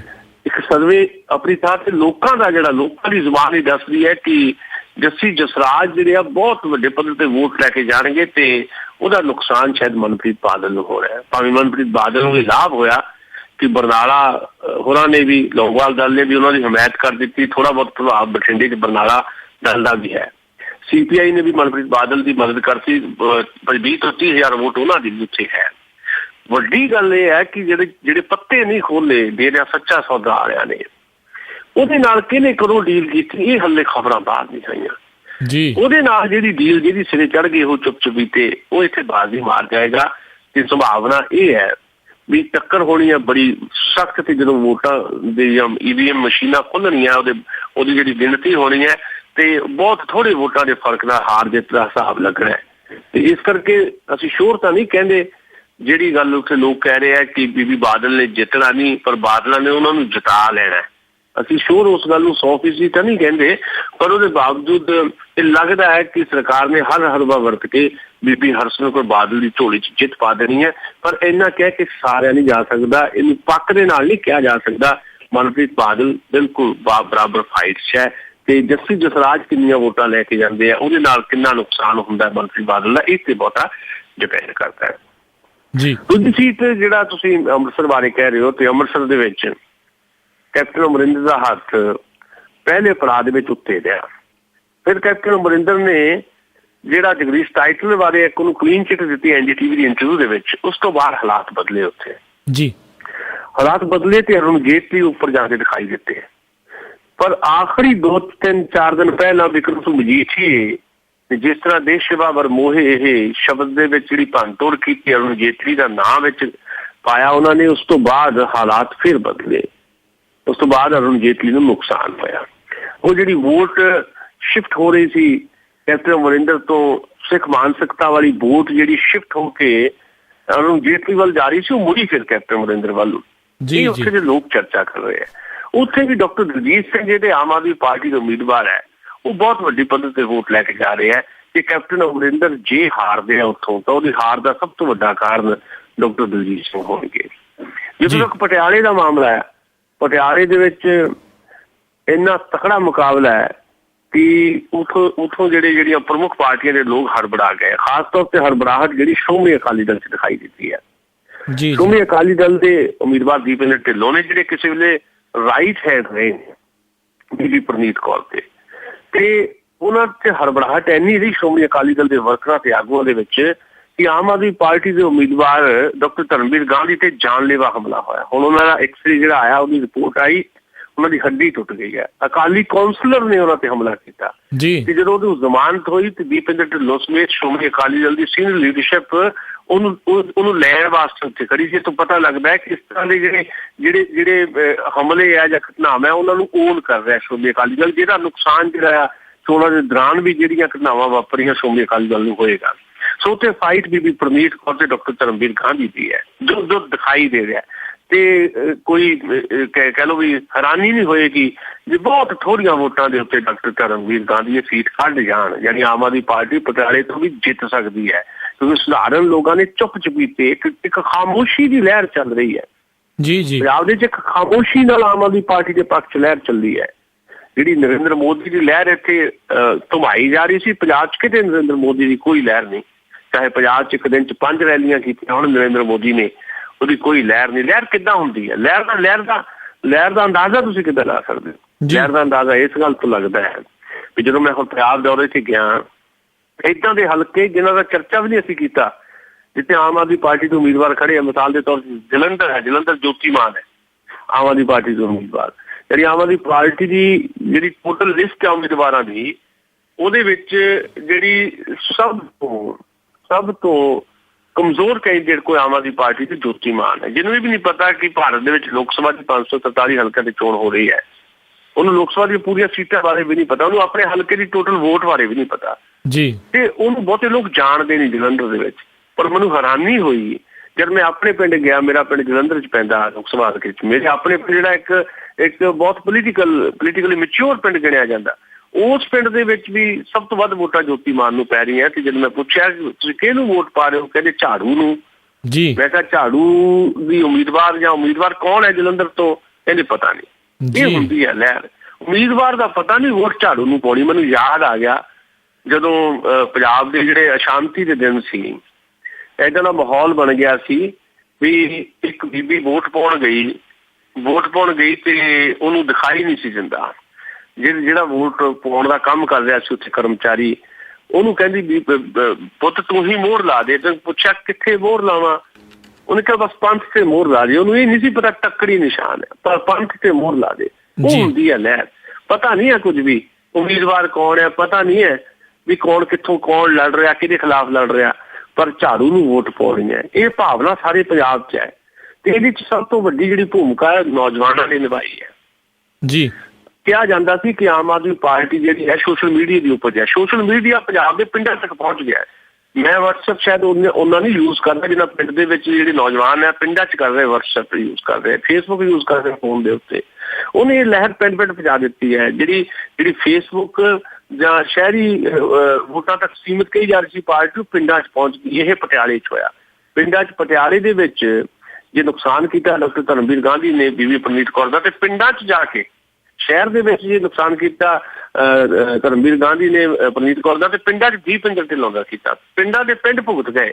ਕਈ ਪਿੰਡਾਂ 'ਚ ਕਾਂਗਰਸ ਤੇ ਅਕਾਲੀਆਂ ਦੇ ਬੂਥ ਤੱਕ ਨਹੀਂ ਲੱਗੇ ਜੀ, ਤੋਂ ਅੰਦਾਜ਼ਾ ਲਾ ਲਓ। ਸੋ ਕੋਈ ਹੈਰਾਨੀ ਨਹੀਂ ਹੋਏਗੀ ਜੇ ਡਾਕਟਰ ਧਰਮਵੀਰ ਗਾਂਧੀ ਪਟਿਆਲੇ ਦੀ ਸੀਟ ਜਿੱਤ ਰਿਹਾ, ਭਾਵੇਂ ਉਹ ਮਾਮੂਲੀ ਫਰਕ ਹੋਵੇ। ਤੇ ਇਹ ਵੀ ਹੋ ਸਕਦਾ ਹੈ। ਮੈਂ ਇੱਕ PA ਆ ਬੀਬੀ ਪਰਨੀਤ ਕੌਰ ਦਾ, ਉਹਨਾਂ ਗੱਲ ਕੀਤੀ। ਮੈਂ ਕਿਹਾ ਕੀ ਹਾਲ ਆ? ਕਹਿਣ ਲੱਗੇ ਵੀ ਬੀਬੀ ਪਰਨੀਤ ਕੌਰ ਜਿੱਤ ਤਾਂ ਜਾਊ ਪਰ 15,000 ਵੋਟਾਂ ਤੇ ਜਿੱਤੂਗੀ। ਜੇ ਕਾਂਗਰਸ ਪਾਰਟੀ ਦੇ ਉਮੀਦਵਾਰ ਦਾ PA ਸਿਰਫ ਇਸ ਗੱਲ ਤੇ ਖੜਾ ਹੋਵੇ 15,000 ਤੇ ਵੋਟ ਜਿੱਤਣੀ ਹੈ ਕਿ ਸੀਟ ਜਿੱਤਣੀ ਹੈ, ਫਿਰ ਬੀਬੀ ਪਰਨੀਤ ਕੌਰ ਜਿੱਤ ਜਾਏਗੀ। ਅਤੇ ਸ਼ੱਕ ਹੈ। ਸੋ ਬਹੁਤ ਨੇੜੇ ਦੀ ਫਾਈਟ ਤੁਸੀਂ ਦੇਖੋਗੇ ਪਟਿਆਲੇ ਦੇ ਵਿੱਚ ਜੀ। ਤੇ ਇਹ ਤਾਂ ਸੁਸ਼ੀਲ ਜੀ ਆਪਾਂ ਗੱਲ ਕੀਤੀਆਂ ਜਿਹੜੀਆਂ ਬਹੁਤ ਚਰਚਿਤ ਸੀਟਾਂ ਰਹੀਆਂ, ਤੇ ਆਪਾਂ ਹੁਣ ਜੇ ਉਹਨਾਂ ਸੀਟਾਂ ਦੇ ਬਾਰੇ ਗੱਲ ਕਰੀਏ ਜਿਹੜੀਆਂ ਇੰਨੀਆਂ ਜ਼ਿਆਦਾ ਚਰਚਾ ਦਾ ਵਿਸ਼ਾ ਤਾਂ ਨਹੀਂ ਬਣੀਆਂ, ਪਰ ਉੱਥੇ ਵੀ ਜਿਹੜੀ ਇਸ ਤਰੀਕੇ ਦੀ ਜਿੱਦਾਂ ਲਹਿਰ ਦੀ ਤੁਸੀਂ ਗੱਲ ਕੀਤੀ ਉਹ ਚੱਲੀ ਆ। ਤੇ ਜ਼ਰੂਰ ਜਿਹੜੇ ਸਾਡੇ ਸਰੋਤੇ ਬਹੁਤ ਪੁੱਛਦੇ ਨੇ ਵੀ ਫਰੀਦਕੋਟ ਦੇ ਬਾਰੇ, ਗੁਰਦਾਸਪੁਰ ਦੇ ਬਾਰੇ ਤੇ ਅਨੰਦਪੁਰ ਸਾਹਿਬ ਦੇ ਬਾਰੇ ਜਿਹੜੀ ਇਹ ਸੀਟਾਂ, ਇਸ ਦੇ ਬਾਰੇ ਵੀ ਜ਼ਰੂਰ ਦੱਸੋ। ਤੁਹਾਨੂੰ ਉੱਥੇ ਕੀ ਨਜ਼ਰ ਆਇਆ? ਦੇਖੋ, ਮੈਂ ਪਹਿਲਾਂ ਫਰੀਦਕੋਟ ਦੀ ਚਰਚਾ ਕਰਨਾ ਚਾਹੁੰਦਾ ਕਿ ਫਰੀਦਕੋਟ ਜਦੋਂ ਮੈਂ ਗਿਆ, ਉੱਥੇ ਵੀ ਜਦੋਂ ਇਸ ਤਰ੍ਹਾਂ ਦੇ ਸਵਾਲ ਕੀਤੇ ਤੇ ਉਹਨਾਂ ਨੂੰ ਪੁੱਛਿਆ, ਮੈਨੂੰ ਇਹ ਦੱਸਣ 'ਚ ਕੋਈ ਸੰਕੋਚ ਨਹੀਂ ਕਿ ਜਦੋਂ ਆਪਾਂ ਗੱਲਾਂ ਬਾਤਾਂ ਕਰਦੇ ਚਰਚਿਤ ਸੀਟਾਂ ਬਾਰੇ ਗੱਲਾਂ ਕਰਦੇ ਆ ਜੀ ਜਿਹੜੀਆਂ ਬਹੁਤ ਹੀ ਚਰਚਿਤ ਨਹੀਂ ਹੁੰਦੀਆਂ, ਉਹਦੇ ਉਮੀਦਵਾਰ ਵੀ ਕਈ ਵਾਰੀ ਤੁਹਾਡੇ ਜ਼ਿਹਨ 'ਚੋਂ ਖਾਰਜ ਹੋ ਜਾਂਦੇ ਆ। ਜਿੱਦਾਂ ਜੋਤੀ ਮਾਨ ਮੇਰੇ ਜ਼ਿਹਨ 'ਚੋਂ ਖਾਰਜ ਹੋਈ ਸੀ ਜਲੰਧਰ ਤੋਂ। ਜੀ ਏਦਾਂ ਮੈਨੂੰ ਯਾਦ ਨਹੀਂ ਸੀ ਕਿ ਫਰੀਦਕੋਟ ਤੋਂ ਆਮ ਆਦਮੀ ਪਾਰਟੀ ਦਾ ਉਮੀਦਵਾਰ ਕੌਣ ਹੈ। ਤੇ ਜਦੋਂ ਮੈਂ ਪੁੱਛਿਆ ਕਿ ਫਰੀਦਕੋਟ ਤੋਂ ਕੌਣ ਜਿੱਤ ਰਿਹਾ ਤੇ ਮੈਨੂੰ ਜਵਾਬ ਮਿਲਿਆ। ਮੈਂ 10 ਬੰਦਿਆਂ ਨੂੰ ਪੁੱਛਿਆ, 10 ਨੇ ਮੈਨੂੰ ਇਹ ਜਵਾਬ ਦਿੱਤਾ ਕਿ ਪ੍ਰੋਫੈਸਰ ਸਾਧੂ ਸਿੰਘ ਜਿੱਤ ਰਹੇ ਹੈ ਜੀ। ਪ੍ਰੋਫੈਸਰ ਸਾਧੂ ਸਿੰਘ ਉੱਥੋਂ ਆਮ ਆਦਮੀ ਪਾਰਟੀ ਦੇ ਉਮੀਦਵਾਰ ਹੈ। ਮੈਂ ਕਿਹਾ ਇਹ ਕਿਵੇਂ ਵੀ? ਕਹਿਣ ਲੱਗੇ ਵੀ ਫਰੀਦਕੋਟ ਦੇ ਵਿੱਚ ਜਿਹੜੀ ਸ਼੍ਰੋਮਣੀ ਅਕਾਲੀ ਦਲ ਦੀ ਉਮੀਦਵਾਰ ਹੈ ਬੀਬੀ ਪਰਮਜੀਤ ਕੌਰ ਗੁਲਸ਼ਨ, ਉਹਦਾ ਇੰਨਾ ਵਿਰੋਧ ਹੈ ਕਿ ਲੋਕਾਂ ਨੇ ਪਿੰਡ 'ਚ ਨਹੀਂ ਵੰਡ ਦਿੱਤਾ ਉਹਨਾਂ ਨੂੰ। ਲੜਾਈ ਸਿਰਫ ਕਾਂਗਰਸ ਤੇ ਆਮ ਆਦਮੀ ਪਾਰਟੀ 'ਚ ਹੈ। ਸੋ ਫਰੀਦਕੋਟ ਦੇ ਆਵਾਮ ਨੇ ਵੀ ਚੁੱਪ ਚਪੀਤੀ ਲਹਿਰ ਜਿਹੜੀ ਚੱਲ ਰਹੀ ਆਮ ਆਦਮੀ ਪਾਰਟੀ ਦੇ ਪੱਖ ਵਿੱਚ, ਉਹਦੇ 'ਚ ਵੱਡੇ ਪੱਧਰ ਤੇ ਹਿੱਸਾ ਲਿਆ। ਸੋ ਇਹ ਕਿਹਾ ਜਾ ਸਕਦਾ ਹੈ ਕਿ ਫਰੀਦਕੋਟ ਦੇ ਵਿੱਚ ਵੀ ਜਿਹਨੂੰ ਅਸੀਂ ਬਹੁਤ ਜ਼ਿਆਦਾ ਮੁਕਾਬਲੇ 'ਚ ਨਹੀਂ ਸੀ ਸਮਝਦੇ, ਆਮ ਆਦਮੀ ਪਾਰਟੀ ਉੱਥੇ ਵੀ ਹੁਣ ਮੁਕਾਬਲੇ 'ਚ ਹੈ। ਗੁਰਦਾਸਪੁਰ 'ਚ ਪਹਿਲੇ ਮੁਕਾਬਲੇ 'ਚ ਆਮ ਆਦਮੀ ਪਾਰਟੀ ਦੇ ਉਮੀਦਵਾਰ ਸੁੱਚਾ ਸਿੰਘ ਛੋਟੇਪੁਰ ਜੀ। ਗੁਰਦਾਸਪੁਰ 'ਚ ਵਿਨੋਦ ਖੰਨਾ ਤੇ ਪ੍ਰਤਾਪ ਸਿੰਘ ਬਾਜਵਾ ਦੀ ਲੜਾਈ ਦੱਸੀ ਜਾ ਰਹੀ ਸੀ। ਸੁੱਚਾ ਸਿੰਘ ਛੋਟੇਪੁਰ ਉੱਥੇ ਆਜ਼ਾਦ ਤੌਰ ਤੇ ਵੀ MLA ਜਿੱਤ ਚੁੱਕੇ ਹੈ। ਉਹਨਾਂ ਦਾ ਇੱਕ ਜਨਤਕ ਆਧਾਰ ਹੈ, ਇੱਕ ਉਹਨਾਂ ਦਾ ਜਨਤਕ ਆਧਾਰ, ਦੂਜਾ ਆਮ ਆਦਮੀ ਪਾਰਟੀ ਦੀ ਲਹਿਰ। ਉਹਨੇ ਸੁੱਚਾ ਸਿੰਘ ਛੋਟੇਪੁਰ ਨੂੰ ਮੁਕਾਬਲੇ 'ਚ ਨਹੀਂ ਸਗੋਂ ਪਹਿਲੇ 2 ਉਮੀਦਵਾਰਾਂ 'ਚ ਲਿਆ ਕੇ ਖੜਾ ਕਰ ਦਿੱਤਾ ਹੈ। ਸੋ ਗੁਰਦਾਸਪੁਰ ਦੇ ਵਿੱਚ ਵੀ ਤੁਸੀਂ ਦੇਖੋਗੇ ਹੈਰਾਨੀਜਨਕ ਨਤੀਜਾ ਨਿਕਲ ਸਕਦਾ ਹੈ। ਅਨੰਦਪੁਰ ਸਾਹਿਬ ਦੇ ਵਿੱਚ ਵੀ ਬਹੁਤ ਘੱਟ ਜਾਣਦੇ ਨੇ ਲੋਕ ਜਿਹੜੇ ਆਮ ਆਦਮੀ ਪਾਰਟੀ ਦੇ ਉਮੀਦਵਾਰ ਨੇ ਹਿੰਮਤ ਸਿੰਘ ਸ਼ੇਰਗਿੱਲ ਜੀ। ਕਿਉਂਕਿ ਅਨੰਦਪੁਰ ਸਾਹਿਬ ਦੇ ਹਲਕਾ ਜਿਹੜਾ ਬਹੁਤ ਪੁਆਧ ਤੇ ਦੁਆਬ ਉਹਦੇ ਵਿੱਚ ਆਉਂਦਾ, ਦੁਆਬਾ ਤੇ ਪੁਆਧ, ਯਾਨੀ ਮੋਹਾਲੀ ਤੋਂ ਲੈ ਕੇ ਸਾਡੇ ਪਿੰਡਾਂ ਤੱਕ, ਬੰਗਿਆਂ ਤੱਕ ਜਿਹੜਾ ਆ ਅਨੰਦਪੁਰ ਸਾਹਿਬ ਦਾ ਹਲਕਾ ਪੈਂਦਾ। ਇੱਥੇ ਚੰਦੂ ਮਾਜਰਾ ਦੀ ਹਾਲਤ ਬਹੁਤ ਮਾੜੀ ਹੈ।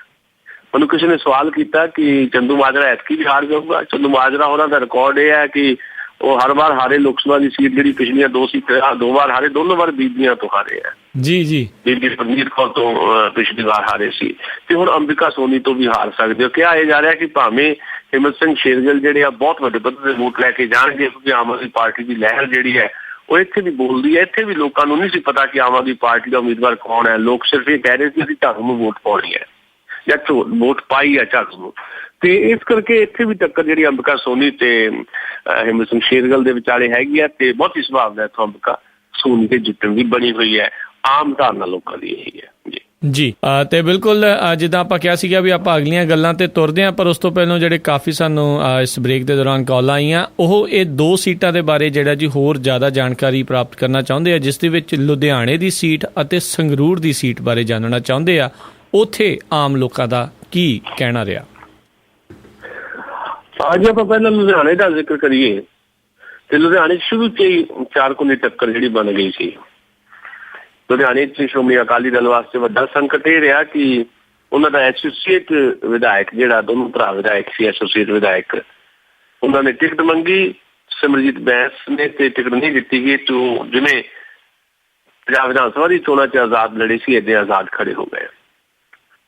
ਤੇ ਪਹਿਲੇ ਦਿਨ ਤੋਂ ਉਹਨਾਂ ਦੀ ਚੋਣ ਮੁਹਿੰਮ ਕਾਫੀ ਚੜਾਈ 'ਚ ਰਹੀ।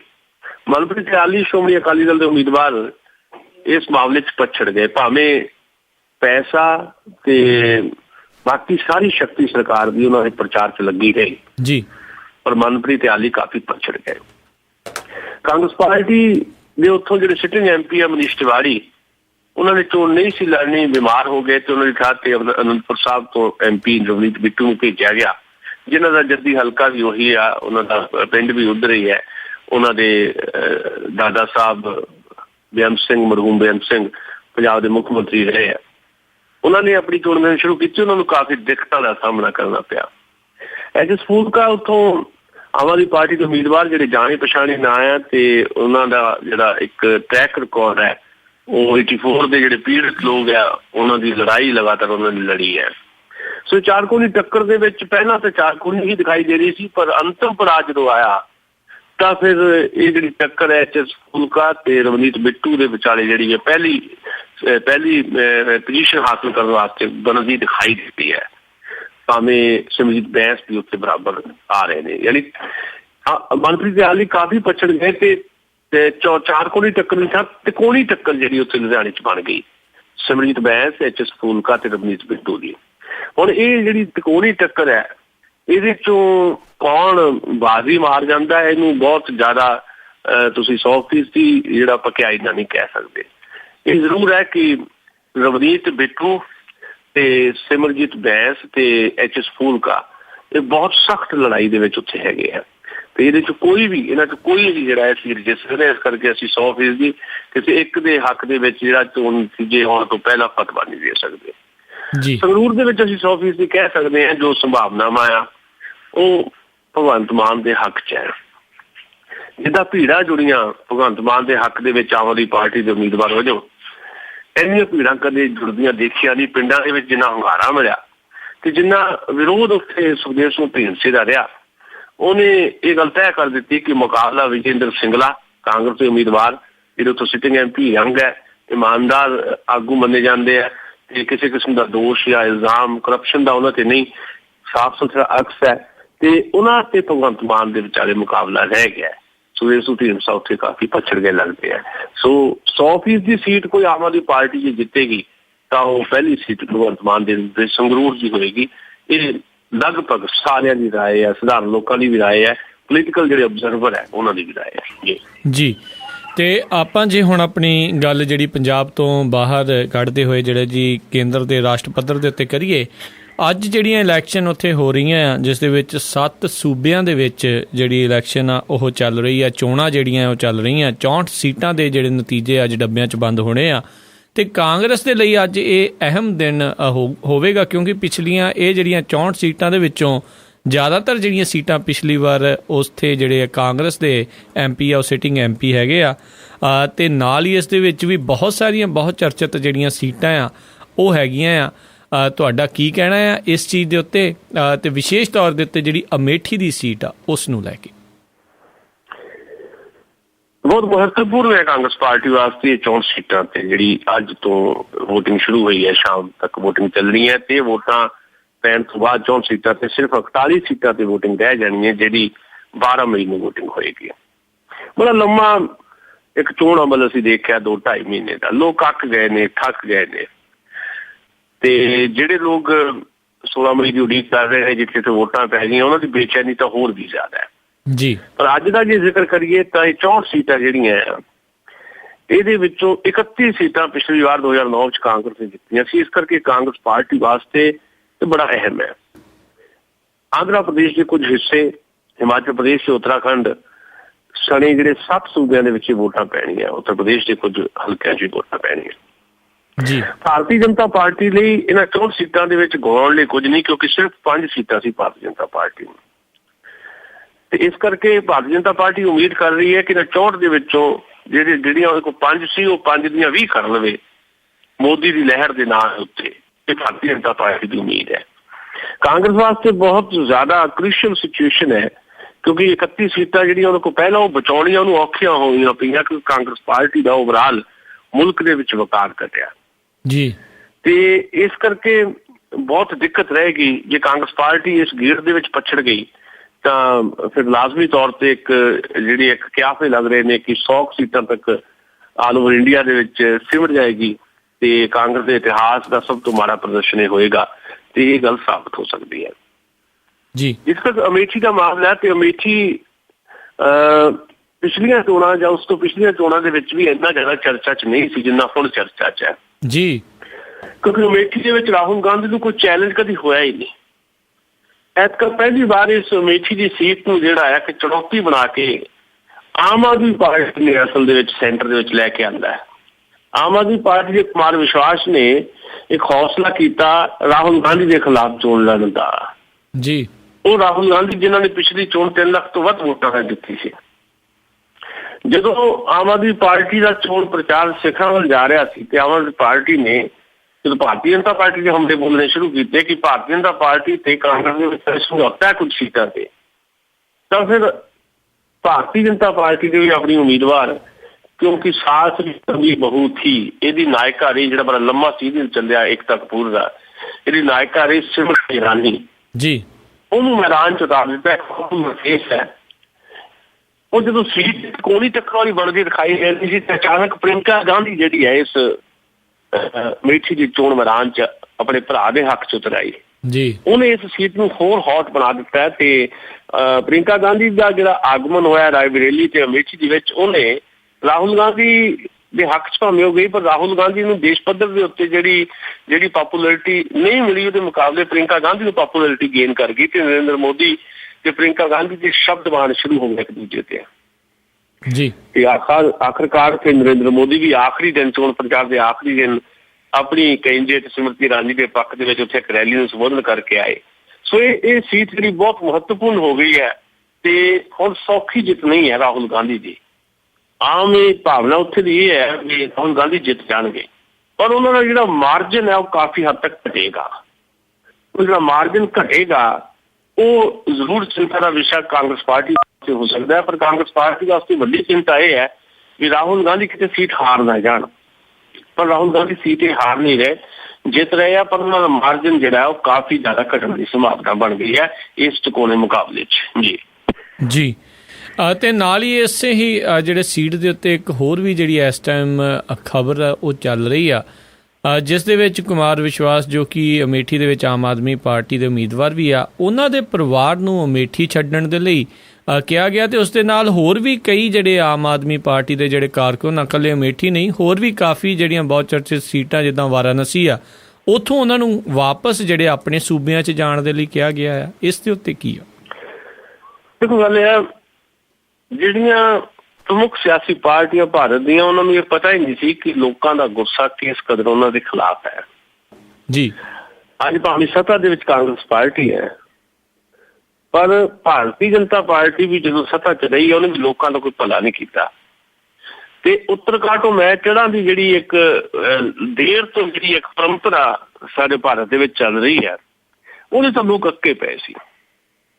ਉਹ ਲੋਕਾਂ ਦਾ ਜਿਹੜਾ ਅੱਕਣਾ ਹੀ ਸੀ, ਜਿਹਦੇ ਕਰਕੇ ਨੌਨ ਪੋਲੀਟੀਕਲ ਬੰਦੇ ਵੀ ਜਿਹੜੇ ਨਾਇਕ ਬਣ ਗਏ ਭਾਰਤ ਦੇ ਵਿੱਚ, ਅੰਨਾ ਹਜ਼ਾਰੇ ਤੋਂ ਲੈ ਕੇ ਰਾਮਦੇਵ ਤੱਕ। ਤੇ ਉਹਦੇ ਵਿੱਚੋਂ ਜਦੋਂ ਅੰਨਾ ਹਜ਼ਾਰੇ ਦੀ ਉਮਰ ਦੇ ਵਿੱਚ ਅਰਵਿੰਦ ਕੇਜਰੀਵਾਲ ਇੱਕ ਪੋਲੀਟੀਕਲ ਪਾਰਟੀ ਬਣਾ ਕੇ ਨਿਕਲੇ ਤੇ ਲੋਕਾਂ ਦਾ ਗੁੱਸਾ ਡਾਇਵਰਟ ਹੋ ਕੇ ਜਿਹੜਾ ਹੈ ਉਹਦੇ ਪੱਖ 'ਚ ਭੁਗਤਿਆ ਤੇ ਜਿੱਡਾ ਵੱਡਾ ਹੁੰਗਾਰਾ ਆਮ ਆਦਮੀ ਪਾਰਟੀ ਨੂੰ ਮਿਲਿਆ, ਉਹਦੇ ਤੋਂ ਫਿਕਰਮੰਦੀ ਹੋ ਗਈ ਭਾਰਤੀ ਜਨਤਾ ਪਾਰਟੀ ਤੇ ਕਾਂਗਰਸ ਨੂੰ। ਇਸੇ ਫਿਕਰਮੰਦੀ ਕਰਕੇ ਭਾਵੇਂ ਆਮ ਆਦਮੀ ਪਾਰਟੀ ਦੇ ਜਿਹੜਾ 450 ਸੀਟਾਂ ਤੇ ਉਹ ਚੋਣ ਲੜ ਰਹੀ ਹੈ ਭਾਰਤ ਦੇ ਵਿੱਚ, ਉਹਦੇ ਨਾਲ ਨਿੱਜੀ ਤੌਰ ਤੇ ਮੈਂ ਸਹਿਮਤ ਨਹੀਂ, ਕਿਉਂਕਿ ਮੈਂ ਅੱਗੇ ਵੀ ਕਹਿੰਦਾ ਰਿਹਾ ਕਿ ਮੈਂ ਇਹ ਸਮਝਦਾ ਹੈ ਕਿ ਉਹਨਾਂ ਨੂੰ 1-2 ਥਾਵਾਂ ਤੇ ਕੌਨਸਨਟਰੇਟ ਕਰਨਾ ਚਾਹੀਦਾ ਸੀ ਜਿੱਥੇ ਦਿੱਲੀ ਵਾਂਗ ਉਹਨਾਂ ਨੂੰ ਹਮਾਇਤ ਮਿਲ ਸਕਦੀ ਸੀ। ਮਿਸਾਲ ਦੇ ਤੌਰ ਤੇ ਜਿੱਦਾਂ ਪੰਜਾਬ ਤੇ ਹਰਿਆਣੇ ਤੇ ਕੌਨਸਨਟਰੇਟ ਕਰਦੇ ਆਮ ਆਦਮੀ ਪਾਰਟੀ ਵਾਲੇ, ਤਾਂ ਸ਼ਾਇਦ ਨਤੀਜੇ ਬਹੁਤ ਜ਼ਿਆਦਾ ਬਿਹਤਰ ਨਿਕਲ ਆਉਂਦੇ। ਪਰ ਉਹਨਾਂ ਨੇ ਜਿਹੜਾ ਲੜਨ ਦਾ ਇੱਕ ਅਕੀਦਾ ਰੱਖਿਆ ਇਹਨਾਂ ਚੋਣਾਂ 'ਚ, ਮੇਰੇ ਕਹਿਣ ਤੋਂ ਭਾਵ ਇਹ ਹੈ ਕਿ ਉਹਨਾਂ ਨੂੰ 2019 ਟਾਰਗੇਟ ਕਰਨਾ ਚਾਹੀਦਾ ਸੀ ਆਪਣੀ ਜਥੇਬੰਦੀ ਬਣਾ ਕੇ। ਪਰ ਉਹਨਾਂ ਨੇ ਜੀ 450 ਸੀਟਾਂ ਚੋਣ ਲੜਨ ਦਾ ਐਲਾਨ ਕੀਤਾ ਤੇ ਲੜ ਰਹੀ ਆਮ ਆਦਮੀ ਪਾਰਟੀ। ਉਹਨਾਂ ਦਾ ਇੱਕੋ ਇੱਕ ਮੋਟਿਵ ਹੈ ਕਿ ਘੱਟੋ ਘੱਟ 6% ਵੋਟਾਂ ਲੈ ਲੈਣ ਤੇ ਉਹਨਾਂ ਨੂੰ ਕੌਮੀ ਪਾਰਟੀ ਦਾ ਦਰਜਾ ਮਿਲ ਜਾਏ। ਜੀ ਉਹ ਕੌਮੀ ਪਾਰਟੀ ਦਾ ਦਰਜਾ ਲੈਣ ਲਈ ਲੜ ਰਿਹਾ ਭਾਰਤ ਦੇ ਵਿੱਚ, ਪਰ ਉਹਨਾਂ ਨੂੰ ਉਸ ਤੋਂ ਜ਼ਿਆਦਾ ਹਮਾਇਤ ਮਿਲ ਰਹੀ ਹੈ। ਇਸ ਹਮਾਇਤ ਤੋਂ ਫਿਕਰਾਂ 'ਚ ਪੈ ਗਏ ਨੇ ਭਾਰਤੀ ਜਨਤਾ ਪਾਰਟੀ ਵਾਲੇ ਤੇ ਕਾਂਗਰਸ ਵਾਲੇ। ਇਸੇ ਕਰਕੇ ਅਮੇਠੀ ਦੇ ਵਿੱਚ ਆਮ ਆਦਮੀ ਪਾਰਟੀ ਦੇ ਵਰਕਰਾਂ ਦੇ ਉੱਤੇ ਹਮਲੇ ਵੀ ਹੋਏ, ਉਹਨਾਂ ਤੇ ਕੇਸ ਵੀ ਬਣੇ। ਇਸੇ ਕਰਕੇ ਵਾਰਾਣਸੀ ਦੇ ਵਿੱਚ ਕਿਉਂਕਿ ਅਰਵਿੰਦ ਕੇਜਰੀਵਾਲ ਖੁਦ ਲੜ ਰਹੇ ਹੈ ਨਰਿੰਦਰ ਮੋਦੀ ਦੇ ਖਿਲਾਫ, ਤੇ ਦੇਸ਼ ਭਰ ਦੇ ਵਿੱਚੋਂ ਉਹਨਾਂ ਦੇ ਵਰਕਰ ਉਹਨਾਂ ਦੇ ਪੱਖ ਦੇ ਵਿੱਚ ਉੱਥੇ ਪਹੁੰਚ ਚੁੱਕੇ। ਪੰਜਾਬ 'ਚੋਂ ਵੀ 100-150 ਵਰਕਰ ਜਿਹੜਾ ਉਹਨਾਂ ਦਾ ਗਿਆ ਉੱਥੇ, ਤੇ ਉਹਨਾਂ ਨੂੰ ਫਿਰ ਟਾਰਗੇਟ ਕੀਤਾ ਜਾ ਰਿਹਾ ਹੈ। ਇਹ ਸਿਰਫ ਤੇ ਸਿਰਫ ਇੱਕ ਫਿਕਰ, ਘਬਰਾਹਟ ਤੇ ਬੁਖਲਾਹਟ ਦਾ ਨਤੀਜਾ ਹੈ। ਜੀ ਤੇ ਜੇ ਆਪਾਂ ਅਗਲੀ ਗੱਲ ਹੁਣ ਕਰਦੇ ਹਾਂ ਸੁਪਰੀਮ ਕੋਰਟ ਦੀ, ਜਿਹੜੀ ਇਸ ਟਾਈਮ ਲੇਟੈਸਟ ਉਹਨਾਂ ਨੇ ਜਿਹੜੀਆਂ 2 ਫੈਸਲੇ ਦਿੱਤੇ ਆ, ਜਿਸ ਦੇ ਵਿੱਚ ਕਹਿ ਸਕਦੇ ਵੀ ਕਾਫੀ ਅਹਿਮ ਫੈਸਲੇ ਆ। ਪਹਿਲੇ ਫੈਸਲੇ ਦੇ ਉੱਤੇ ਆਪਾਂ ਜਿਹੜੀ ਗੱਲ ਕਰਦੇ ਹਾਂ ਵੀ ਉਹਨਾਂ ਨੇ ਆਦੇਸ਼ ਦਿੱਤਾ ਵੀ CBI ਨੂੰ ਇੱਕ ਹਿਸਾਬ ਦੇ ਨਾਲ ਜ਼ਿਆਦਾ ਖੁੱਲ੍ਹ ਦਿੱਤੀ ਆ ਜਾਂ ਜ਼ਿਆਦਾ ਤਾਕਤ ਦਿੱਤੀ ਹੈ, ਜਿਸ ਦੇ ਵਿੱਚ ਉਹਨਾਂ ਨੇ ਕਿਹਾ ਆ ਵੀ CBI ਜਿਹੜੇ ਵੱਡੇ ਅਧਿਕਾਰੀ ਆ, ਭ੍ਰਿਸ਼ਟ ਅਧਿਕਾਰੀ ਆ, ਉਹਨਾਂ ਦੇ ਖਿਲਾਫ ਕਾਰਵਾਈ ਕਰ ਸਕਦੀ ਆ ਬਗੈਰ ਕਿਸੇ ਦੀ ਮਨਜ਼ੂਰੀ ਲਏ। ਇਸ ਦੇ ਉੱਤੇ ਤੁਹਾਡਾ ਕੀ ਕਹਿਣਾ ਹੈ? ਦੇਖੋ, ਇੱਕ ਚੰਗੀ ਗੱਲ ਹੈ। ਸੁਪਰੀਮ ਕੋਰਟ ਨੇ, ਤੁਹਾਨੂੰ ਯਾਦ ਹੋਏਗਾ, CBI ਨੂੰ ਸਰਕਾਰੀ ਤੋਤਾ ਵੀ ਕਿਹਾ ਸੀ। ਜੀ CBI ਸਰਕਾਰੀ ਤੋਤਾ ਨਾ ਰਹੇ, ਲੋਕਾਂ ਦੀ ਆਵਾਜ਼ ਬਣੇ, ਉਹਦੇ ਵੱਲ ਇੱਕ ਕਦਮ ਜਿਹੜਾ ਆ ਸੁਪਰੀਮ ਕੋਰਟ ਦੇ ਹੁਕਮ ਦੇ ਨਾਲ ਪੁੱਟਿਆ ਗਿਆ ਲਾਜ਼ਮੀ ਤੌਰ ਤੇ। ਕਿਉਂਕਿ ਜਿਹੜੇ ਵੱਡੇ ਅਫਸਰ ਹੈ ਜੱਜ ਸੈਕਟਰੀ ਦੇ ਲੈਵਲ ਤੋਂ ਉੱਪਰਲੇ, ਉਹਨਾਂ ਦੇ ਖਿਲਾਫ ਕਾਰਵਾਈ ਕਰਨ ਵਾਸਤੇ CBI ਨੂੰ ਸਰਕਾਰ ਦੀ ਹਰੀ ਝੰਡੀ ਦੀ ਉਡੀਕ ਕਰਨੀ ਪੈਂਦੀ ਸੀ, ਹੁਣ ਨਹੀਂ ਕਰਨੀ ਪਏਗੀ। ਪਰ ਸਿਰਫ ਇਹਦੇ ਨਾਲ ਹੀ ਭਾਰਤ ਦੇ ਵਿੱਚ ਕਰਪਸ਼ਨ ਜਿਹੜੀ ਕਾਬੂ ਕਰਨੀ ਜਾਏਗੀ, ਇਹਦੇ ਨਾਲ ਮੈਂ ਸਹਿਮਤ ਨਹੀਂ। ਮੈਂ ਸਮਝਦਾ ਹੈ ਕਿ CBI ਨੂੰ ਹੋਰ ਤਾਕਤਵਰ ਤੇ ਖੁਦ ਮੁਖਤਾਰ ਬਣਾਉਣ ਦੀ ਜ਼ਰੂਰਤ ਹੈ। ਦੂਜੀ ਗੱਲ, ਜਿਹੜੀ ਕਰਪਸ਼ਨ ਹੈ ਉਹ ਸਿਸਟਮ ਦਾ ਪਾਰਟ ਹੈ। ਜਿੰਨੀ ਦੇਰ ਤੱਕ ਇਸ ਸਿਸਟਮ ਦੀਆਂ ਚੂੜਾਂ ਨਹੀਂ ਹਿਲਦੀਆਂ, ਜਿੰਨੀ ਦੇਰ ਤੱਕ ਇਹ ਸਿਸਟਮ ਬਦਲਿਆ ਨਹੀਂ ਜਾਂਦਾ, ਜਿੰਨੀ ਦੇਰ ਤੱਕ ਹੇਠਲੀ ਉੱਤੇ ਨਹੀਂ ਆਉਂਦੀ, ਜਿਹੜਾ ਨਿਜ਼ਾਮ ਬਦਲਣ ਵਾਲੀ ਗੱਲ ਹੈ, ਉਨੀ ਦੇਰ ਤੱਕ ਵਿਦਨ ਸਿਸਟਮ ਕਰਪਸ਼ਨ ਜਿਹੜੀ ਹੈ ਉਹਦੇ 'ਚ ਟੈਂਪਰੇਰੀ, ਤੁਸੀਂ ਕਹਿ ਸਕਦੇ ਹੋ ਅਸਥਾਈ ਤੌਰ ਦੇ ਉੱਤੇ ਕੁਝ ਨਾ ਕੁਝ ਜਿਹੜਾ ਕਰਪਸ਼ਨ ਨੂੰ ਠੱਲਣ ਦੇ ਯਤਨ ਜਿਹੜੇ ਹੈ ਕਿਤੇ ਕਿਤੇ ਸਫਲ ਹੋ ਸਕਦੇ ਆ। ਮੁਕੰਮਲ ਰੂਪ ਦੇ ਵਿੱਚ ਕਰਪਸ਼ਨ ਨੂੰ ਖਤਮ ਕਰਨ ਵਾਸਤੇ CBI ਦੀ ਪੂਰੀ ਖੁਦਮੁਖਤਿਆਰੀ ਵੀ ਜ਼ਰੂਰੀ ਹੈ। ਸਰਕਾਰ ਦਾ ਬਿਲਕੁਲ ਕੰਟਰੋਲ ਨਹੀਂ ਉਹਦੇ 'ਤੇ ਚਾਹੀਦਾ। ਦੂਜਾ, ਨਾਲ ਇਸ ਸਿਸਟਮ ਜਿਹੜਾ ਹੈ, ਸਿਸਟਮ ਨੂੰ ਵੀ ਬਦਲਣ ਦੀ ਜ਼ਰੂਰਤ ਹੈ। ਸਿਸਟਮ ਦੀ ਬਦਲਣ ਦੀ ਲੜਾਈ ਜਿਹੜੀ ਹੈ, ਹਾਲੇ ਭਾਰਤ ਦੀ ਕੋਈ ਵੀ ਰਾਜਨੀਤਿਕ ਪਾਰਟੀ ਨਹੀਂ ਲੜ ਰਹੀ। ਸਾਰੀਆਂ ਰਾਜਨੀਤਿਕ ਪਾਰਟੀਆਂ, ਸਣੇ ਆਮ ਆਦਮੀ ਪਾਰਟੀ, ਇਸੇ ਸਿਸਟਮ ਦੇ ਵਿੱਚ ਵਿਜ਼ਨ ਸਿਸਟਮ ਸਾਰਾ ਕੁਝ ਦਰੁਸਤ ਕਰਨਾ ਚਾਹੁੰਦੀ ਹੈ, ਤੇ ਇਹ ਪੋਸੀਬਿਲਿਟੀ ਜਿਹੜੀ ਹੈ ਹਾਲੇ ਨਹੀਂ ਹੈ। ਹਾਂ, ਉਸ ਪਾਸੇ ਵੱਲ ਚੁੱਕਿਆ ਗਿਆ ਪਹਿਲਾ ਕਦਮ ਦੇ ਤੌਰ ਤੇ ਤੁਸੀਂ ਆਮ ਆਦਮੀ ਪਾਰਟੀ ਨੂੰ ਦੇਖ ਸਕਦੇ ਹੋ, ਪਰ ਇਹ ਮੁਕੰਮਲ ਲੜਾਈ ਜਦੋਂ ਹੋਏਗੀ ਤਾਂ ਸ਼ਾਇਦ CBI ਦੀ ਵੀ ਜ਼ਰੂਰਤ ਨਾ ਪਏ ਜਦੋਂ ਨਿਜ਼ਾਮ ਬਦਲੇਗਾ। ਜੀ ਤੇ ਸੁਪਰੀਮ ਕੋਰਟ ਦੇ ਹੀ ਜਿਹੜੇ ਦੂਸਰੇ ਫੈਸਲੇ ਆ ਉਸ ਦੇ ਉੱਤੇ ਆਪਾਂ ਚਰਚਾ ਕਰਦੇ ਹਾਂ, ਗੱਲ ਕਰਦੇ ਹਾਂ, ਜਿਸ ਦੇ ਵਿੱਚ ਉਹਨਾਂ ਨੇ ਹਦਾਇਤ ਦਿੱਤੀ ਆ ਸੂਬਿਆਂ ਨੂੰ ਵੀ ਜਿਹੜੀ ਘੱਟ ਗਿਣਤੀ ਦੇ ਜਿਹੜੇ ਰਹਿਣ ਵਾਲੇ ਲੋਕ ਆ ਉਸ ਸੂਬੇ ਦੇ ਵਿੱਚ, ਉਹਨਾਂ ਨੂੰ ਉੱਥੋਂ ਦੀ ਭਾਸ਼ਾ ਜਿਹੜੀ ਆ ਉਹ ਮਜਬੂਰੀ ਵਸ ਜਿਹੜੀ ਆ ਉਹ ਨਹੀਂ ਸਿਖਾਈ ਜਾ ਸਕਦੀ। ਮੈਂ ਸਮਝਦਾ ਇਹ ਵੀ ਇੱਕ ਚੰਗਾ ਫੈਸਲਾ ਹੈ। ਅਸੀਂ ਪੰਜਾਬੀ ਲੋਕ ਹੈ ਤੇ ਸਾਡੀ ਮਾਂ ਭਾਸ਼ਾ ਪੰਜਾਬੀ ਹੈ। ਅਸੀਂ ਕੇਰਲਾ ਦੇ ਵਿੱਚ ਜਾ ਕੇ ਜ਼ਬਰਦਸਤੀ ਸਾਨੂੰ ਮਾਲਿਆਲਮ ਪੜ੍ਹਾਈ ਜਾਵੇ, ਇਹ ਇੱਕ ਕਿਸਮ ਦਾ ਬੇਇਨਸਾਫੀ ਹੈ, ਧੱਕਾ ਆ। ਤੇ ਬਾਲਮਨ ਜਿਹੜਾ ਮਾਸੂਮ ਮਨ ਹੈ ਉਹਦੇ ਨਾਲ ਉਹਦੀ ਐਕਸਪਲਾਇਟੇਸ਼ਨ ਹੈ ਤੇ ਉਹਦੇ ਵਿਕਾਸ ਨੂੰ ਰੋਕਣਾ ਹੈ। ਹਾਂ, ਕਿਸੇ ਦਾ ਜੀਅ ਕਰਦਾ ਭਾਸ਼ਾਵਾਂ ਸਿੱਖਣ ਨੂੰ, ਭਾਸ਼ਾਵਾਂ ਦਾ ਕੋਈ ਆਪੋ ਵਿੱਚ ਹੀ ਬੈਰ ਥੋੜ੍ਹਾ ਹੈ ਜੀ। ਜਿੰਨੀਆਂ ਜ਼ਿਆਦਾ ਭਾਸ਼ਾਵਾਂ ਸਿੱਖੀਆਂ ਜਾਣ ਉਹ ਜ਼ਿਆਦਾ ਚੰਗਾ ਹੈ। ਹਿੰਦੀ ਸਾਡੀ ਜਿਹੜੀ ਉਹਨੂੰ ਕੌਮੀ ਭਾਸ਼ਾ ਕਿਹਾ ਜਾਂਦਾ, ਹਿੰਦੀ ਕੌਮੀ ਭਾਸ਼ਾ ਨਹੀਂ ਹੈ ਜੀ। ਹਿੰਦੀ ਜਿਹੜੀ ਸਾਡੀ ਸੰਪਰਕ ਭਾਸ਼ਾ ਹੈ ਭਾਰਤ ਦੀ। ਇਹਦੇ ਅੰਗਰੇਜ਼ੀ ਜਿਹੜਾ ਇੰਟਰਨੈਸ਼ਨਲ ਲੈਂਗੁਏਜ ਕਿਹਾ ਜਾਂਦਾ, ਇੰਟਰਨੈਸ਼ਨਲ ਲੈਂਗੁਏਜ ਅੰਗਰੇਜ਼ੀ ਨਹੀਂ ਹੈ। ਅੰਗਰੇਜ਼ੀ ਵੀ ਜਿਹੜੀ ਹੈ ਉਹ ਦੁਨੀਆ ਦੇ ਵਿੱਚ ਇੱਕ ਲਿੰਕ ਭਾਸ਼ਾ ਦੇ ਤੌਰ ਤੇ, ਲਿੰਕ ਲੈਂਗੁਏਜ ਦੇ ਤੌਰ ਤੇ ਤੁਸੀਂ ਉਹਨੂੰ ਤਸੱਵਰ ਕਰ ਸਕਦੇ ਹੋ। ਪਰ ਜ਼ਬਰਦਸਤੀ ਕਰਨਾ ਕਿ ਤੁਸੀਂ ਅੰਗਰੇਜ਼ੀ ਹੀ ਪੜ੍ਹਨੀ ਹੈ, ਆਪਣੀ ਮਾਂ ਭਾਸ਼ਾ ਜਿਹੜੀ ਹੈ ਉਹਨੂੰ ਛੱਡ ਕੇ, ਇਹ ਠੀਕ ਨਹੀਂ। ਮੇਰਾ ਮਨ ਕਰਦਾ ਅੰਗਰੇਜ਼ੀ ਪੜ੍ਹਨ ਨੂੰ, ਮੇਰੀ ਤਰੱਕੀ ਦੇ ਵਿੱਚ ਅੰਗਰੇਜ਼ੀ ਸਹਾਇਕ ਹੋ ਸਕਦੀ ਹੈ, ਮੈਂ ਪੜ੍ਹਾਂ ਅੰਗਰੇਜ਼ੀ, ਪਰ ਮੇਰੇ ਤੇ ਕੋਈ ਠੋਸੇ ਅੰਗਰੇਜ਼ੀ ਦਰੁਸਤ ਨਹੀਂ ਹੈ। ਮੇਰੇ ਤੇ ਕੋਈ, ਮੈਂ ਪੰਜਾਬੀ ਹਾਂ, ਕੇਰਲਾ 'ਚ ਮੇਰੇ ਤੇ ਮਾਲਿਆਲਮ ਠੋਸੀ ਜਾਵੇ ਜਾਂ ਬੰਗਾਲ ਜਾ ਕੇ ਬੰਗਾਲੀ ਠੋਸੀ ਜਾਵੇ, ਜਾਂ ਬੰਗਾਲੀ ਜਿਹੜਾ ਆ ਉਹ ਪੰਜਾਬ 'ਚ ਆਉਂਦਾ ਉਹਦੇ ਤੇ, ਕਿਉਂਕਿ ਸਾਡੇ ਇੱਥੇ ਲਾਜ਼ਮੀ ਮਾਂ ਭਾਸ਼ਾ ਜਿਹੜੀ ਆ ਸਕੂਲਾਂ ਦੇ ਵਿੱਚ, ਉੱਥੇ ਬੰਗਾਲੀ ਤੇ ਠੋਸੀ ਜਾਵੇ, ਤੂੰ ਪੰਜਾਬੀ ਹੀ ਪੜ੍ਹਨੀ ਹੈ, ਇਹ ਉਹਦੇ ਨਾਲ ਬੇਇਨਸਾਫੀ ਹੋਏਗੀ। ਸੁਪਰੀਮ ਕੋਰਟ ਦਾ ਇਹ ਫੈਸਲਾ ਜਿਹੜਾ ਆ ਇਹ ਬਹੁਤ ਹੀ ਵਿਗਿਆਨਕ ਫੈਸਲਾ ਆ, ਵਿਗਿਆਨਕ ਦ੍ਰਿਸ਼ਟੀਕੋਣ ਤੋਂ ਇਸ ਫੈਸਲੇ ਦੀ ਜਿਹੜੀ ਆ ਪੂਰੀ ਤਰ੍ਹਾਂ ਪ੍ਰੋੜਤਾ ਕਰਦੇ ਹਾਂ ਅਸੀਂ ਤੇ ਸ਼ਲਾਘਾ ਕਰਦੇ ਹਾਂ ਜੀ। ਜੀ ਤੇ ਅਗਲੀ ਜੇ ਆਪਾਂ ਹੁਣ ਗੱਲ ਕਰੀਏ ਇਸ ਟਾਈਮ ਫਰੰਟ ਪੇਜ ਦੀਆਂ ਜਿਹੜੀਆਂ ਅਖਬਾਰਾਂ ਦੇ ਜਿਹੜੇ ਫਰੰਟ ਪੇਜ ਦੇ ਉੱਤੇ ਆਮ ਹੀ ਜਿਹੜੇ ਕਿਸਾਨਾਂ ਨੂੰ ਰੋਲਦੇ ਹੋਏ ਦਿਖਾਇਆ ਜਾ ਰਿਹਾ ਆ। ਮੰਡੀਆਂ ਦੇ ਵਿੱਚ ਜਿਹੜੀ ਕਣਕ ਆ ਉਹ ਚੱਕੀ ਨਹੀਂ ਜਾ ਰਹੀ। ਇਸ ਦੇ ਕਰਕੇ ਜਿਹੜੇ ਕਿਸਾਨ ਦੇ ਨਾਲ ਨਾਲ ਕਹਿੰਦੇ ਆੜ੍ਹਤੀਏ ਵੀ ਕਾਫੀ ਪਰੇਸ਼ਾਨ ਹੋ ਰਹੇ ਆ। ਸਰਕਾਰ ਇਸ ਦੇ ਉੱਤੇ ਕੀ ਕਦਮ ਚੁੱਕ ਰਹੀ ਹੈ? ਸਰਕਾਰ ਕੋਲ ਵੇਗ ਨਹੀਂ ਇਹਨਾਂ ਕੰਮਾਂ ਦਾ। ਸਰਕਾਰ ਇਹਨਾਂ ਨੂੰ ਸਿਰਫ ਵੋਟਰ ਮੰਨਦੀ, ਸਿਰਫ ਵੋਟਰ ਮੰਨਣ ਦੀ ਜਿਹੜੀ ਇੱਕ ਕਿਸਮ ਦੀ ਰਾਜਨੀਤੀ ਹੈ, ਉਹਨੇ ਭਾਰਤ ਦਾ ਜਿਹੜਾ ਕਿਸਾਨ ਹੈ, ਭਾਰਤ ਦਾ ਮਜ਼ਦੂਰ ਹੈ, ਉਹਦੇ ਰਿਸ਼ਤੇ ਵੀ ਵਿਗਾੜ ਦਿੱਤੇ ਹੈ ਤੇ ਉਹਨਾਂ ਦੀ ਆਰਥਿਕ ਹਾਲਤ ਵੀ ਬਦਤਰ ਕਰ ਦਿੱਤੀ ਹੈ। ਸਰਕਾਰ ਦੀਆਂ ਤਰਜੀਹਾਂ ਦੇ ਵਿੱਚ ਨਾ ਖੇਤ ਮਜ਼ਦੂਰ ਹੈ, ਨਾ ਕਾਰਖਾਨੇ ਦਾ ਮਜ਼ਦੂਰ ਹੈ, ਨਾ ਖੇਤਾਂ 'ਚ ਰੋਜ਼ਦਾ ਕਿਸਾਨ ਹੈ ਜਾਂ ਮੰਡੀਆਂ 'ਚ ਰੋਜ਼ਦਾ ਕਿਸਾਨ ਹੈ। ਅੱਜ ਪੰਜਾਬ ਸਣੇ ਭਾਰਤ ਦਾ ਕਿਸਾਨ ਇੰਨੀ ਬੁਰੀ ਹਾਲਤ ਦੇ ਵਿੱਚ ਹੈ ਕਿਉਂਕਿ ਜਿਹੜੀ ਸਾਡੀ ਐਗਰੀਕਲਚਰ ਪੋਲਿਸੀ ਹੈ ਉਹ ਖੇਤੀ ਦੇ ਹੱਕ 'ਚ ਨਹੀਂ ਜਾਂਦੀ। ਖੇਤੀਯੋਗ ਜ਼ਮੀਨ ਤਾਂ ਵੱਡੇ ਵੱਡੇ ਬਿਲਡਰਾਂ ਨੂੰ, ਕਾਰਪੋਰੇਟ ਅਦਾਰਿਆਂ ਨੂੰ ਦਿੱਤੀ ਜਾ ਰਹੀ ਹੈ। ਖੇਤੀਯੋਗ ਜ਼ਮੀਨ ਜਿਹੜੀ ਆ ਲਗਾਤਾਰ ਜਿਹੜੀ ਆ ਉੱਤੇ ਕੰਕਰੀਟ ਦੇ ਜੰਗਲ ਉਸਰ ਰਹੇ ਆ। ਜਿਹੜਾ ਖੇਤਾਂ ਦਾ ਰਾਜਾ ਹੈ ਉਹ ਆਪਣੀ ਜ਼ਮੀਨ ਨੂੰ ਛੜਾ ਕੇ ਉਹ ਸ਼ਹਿਰਾਂ ਦੀ ਲੇਬਰ ਚੌਕ ਦੇ ਵਿੱਚ ਰੋਟੀ ਵਾਲਾ ਡੱਬਾ ਲੈ ਕੇ ਖੜਾ ਹੈ। ਇਹ ਕਿਉਂ ਹੈ ਜੀ? ਇਸੇ ਕਰਕੇ ਹੈ ਕਿ ਕਿਸਾਨ ਜਾਂ ਮਜ਼ਦੂਰ ਦੇ ਪੱਖ ਦੇ ਵਿੱਚ ਸਰਕਾਰਾਂ ਨੇ ਕਿਸਾਨ ਨੂੰ ਵੀ, ਮਜ਼ਦੂਰ ਨੂੰ ਵੀ, ਸਧਾਰਨ ਬੰਦੇ ਨੂੰ ਵੀ ਸਰਕਾਰਾਂ ਚਲਾ ਰਹੀਆਂ ਜਿਹੜੀਆਂ ਸਿਆਸੀ ਪਾਰਟੀਆਂ ਜਿਨ੍ਹਾਂ ਦਾ ਮਕਸਦ ਸਿਰਫ ਸੱਤਾ ਹਾਸਲ ਕਰਨਾ ਹੈ, ਉਹ ਸਿਰਫ ਵੋਟਰ ਮੰਨਦੀਆਂ। ਸੋ ਵੋਟਰਾਂ ਦਾ ਫਿਕਰ ਇੱਕ ਦਿਨ ਕੀਤਾ ਜਾਂਦਾ ਹੈ, ਇੱਕ ਦਿਨ ਦਾ ਰਾਜਾ ਕਹਿ ਕੇ ਵਡਿਆਇਆ ਜਾਂਦਾ ਇਹਨਾਂ ਨੂੰ, ਇੱਕ ਦਿਨ ਦਾ ਰਾਜਾ ਫਿਰ 5 ਸਾਲ ਲਗਾਤਾਰ ਰੁਕਦਾ ਹੈ ਜਿੱਦਾਂ ਅੱਜ ਕਿਸਾਨ ਮੰਡੀਆਂ 'ਚ ਰੁਕ ਰਿਹਾ, ਜਿੱਦਾਂ ਅੱਜ ਮਜ਼ਦੂਰ ਸੜਕਾਂ ਤੇ ਜਿਹੜਾ ਆ ਬੇਕਾਰ ਘੁੰਮ ਰਿਹਾ। ਸੋ ਇਸ ਕਰਕੇ ਜਿੰਨੀ ਦੇਰ ਤੱਕ ਸਰਕਾਰਾਂ ਲੋਕਪੱਖੀ ਨੀਤੀ ਨਹੀਂ ਅਪਣਾਉਂਦੀਆਂ ਤੇ ਲੋਕਪੱਖੀ ਨੀਤੀ ਦਾ ਦਬਾਅ ਨਾ ਅਪਣਾਈ ਜਾਏਗੀ ਤੇ ਜਿਹੜੇ ਲੋਕਪੱਖੀ ਨੀਤੀ ਅਪਣਾਉਣ ਲਈ ਮਜਬੂਰ ਕਰਨ ਵਾਲੇ ਲੋਕ ਹੈ ਉਹ ਨਿਰਾਸ਼ ਬੈਠੇ ਹਾਲੇ। ਉਹਨਾਂ ਨੂੰ ਸਗੋਂ ਔਰਗਨਾਈਜ਼ਡ ਤਰੀਕੇ ਦੇ ਨਾਲ ਗੈਰ ਜਥੇਬੰਦਕ ਏਰੀਆ ਭਾਰਤ ਦੇ ਵਿੱਚ ਬਹੁਤ ਹੈ। ਜਥੇਬੰਦਕ ਸੈਕਟਰ ਜਿਹੜਾ ਕੋਈ ਫੈਕਟਰੀਆਂ ਦੇ ਵਿੱਚ ਜਾਂ ਵੱਖ-ਵੱਖ ਖੇਤਰਾਂ ਜਿਹੜਾ ਕੰਮ ਕਰ ਰਿਹਾ, ਉਹ ਜੇ ਜਥੇਬੰਦ ਹੁੰਦਾ ਹੈ ਤੇ ਆਪਣੀਆਂ ਯੂਨੀਅਨ 'ਚ ਕੰਮ ਕਰਦਾ ਤੇ ਕਿਤੇ ਕਿਤੇ ਆਪਣੀਆਂ ਮੰਗਾਂ ਮਨਵਾ ਵੀ ਲੈਂਦਾ। ਪਰ ਮੁਕੰਮਲ ਤੌਰ ਤੇ ਜਿਹੜਾ ਅਨਆਰਗੇਨਾਈਜ਼ਡ ਸੈਕਟਰ ਹੈ ਜਿਹੜਾ ਆ ਉਹ ਬਹੁਤ ਵੱਡੇ ਪੱਧਰ ਤੇ ਖਿਲਰਿਆ ਪੱਤਰਿਆ ਪਿਆ, ਜਿਸ ਕਰਕੇ ਆਪਣੀ ਮਨਮਰਜ਼ੀ ਜਿਹੜੀਆਂ ਸਰਕਾਰਾਂ ਚਲਾਉਂਦੀਆਂ ਸਿਆਸੀ ਪਾਰਟੀਆਂ ਤੇ ਉਹਨਾਂ ਦੇ ਆਗੂ ਲਗਾਤਾਰ ਜੀ। ਤੇ ਆਪਾਂ ਜਿਹੜੀ ਆਪਣੀ ਅਖੀਰਲੀ ਗੱਲ ਆ ਉਸ ਦੇ ਵੱਲ ਵੱਧਦੇ ਹਾਂ। ਅੱਜ ਜਿਹੜੇ ਸਲਮਾਨ ਰਸ਼ਦੀ ਜਿਹੜੇ ਭਾਰਤੀ ਮੂਲ ਦੇ ਲੇਖਕ ਆ, ਉਹਨਾਂ ਨੇ ਕਿਹਾ ਵੀ ਜੇ ਭਾਜਪਾ ਸੱਤਾ ਵਿੱਚ ਆਈ ਤਾਂ ਲੋਕਾਂ ਦੀ ਆਜ਼ਾਦੀ ਖਤਰੇ ਵਿੱਚ ਪੈ ਜਾਵੇਗੀ ਤੇ ਨਾਲ ਹੀ ਉਹਨਾਂ ਨੇ ਕਿਹਾ ਵੀ ਜਿਹੜਾ ਨਰਿੰਦਰ ਮੋਦੀ ਆ ਉਹ ਕੱਟੜਪੰਥੀਆਂ ਦਾ ਕੱਟੜਪੰਥੀ ਆ। ਤੁਹਾਡੀ ਇਸ ਦੇ ਉੱਤੇ ਕੀ ਟਿੱਪਣੀ? ਮੈਂ ਸਮਝਦਾ ਕਿ ਸਲਮਾਨ ਰਸ਼ਦੀ ਦੀ ਗੱਲ ਜਿਹੜੀ ਹੈ ਉਹਨੂੰ ਇਸ ਐਂਗਲ ਤੋਂ ਨਹੀਂ ਲੈਣਾ ਚਾਹੀਦਾ ਕਿ ਉਹ ਇੱਕ ਵੱਖਰੇ ਫਿਰਕੇ ਦਾ ਬੰਦਾ, ਇਸ ਕਰਕੇ ਸ਼ਾਇਦ ਟਾਰਗੇਟ ਕਰ ਰਿਹਾ ਨਰਿੰਦਰ ਮੋਦੀ ਨੂੰ ਜਾਂ ਭਾਰਤੀ ਜਨਤਾ ਪਾਰਟੀ। ਇੱਥੇ ਨਰਿੰਦਰ ਮੋਦੀ ਦਾ ਵੀ ਸਵਾਲ ਨਹੀਂ।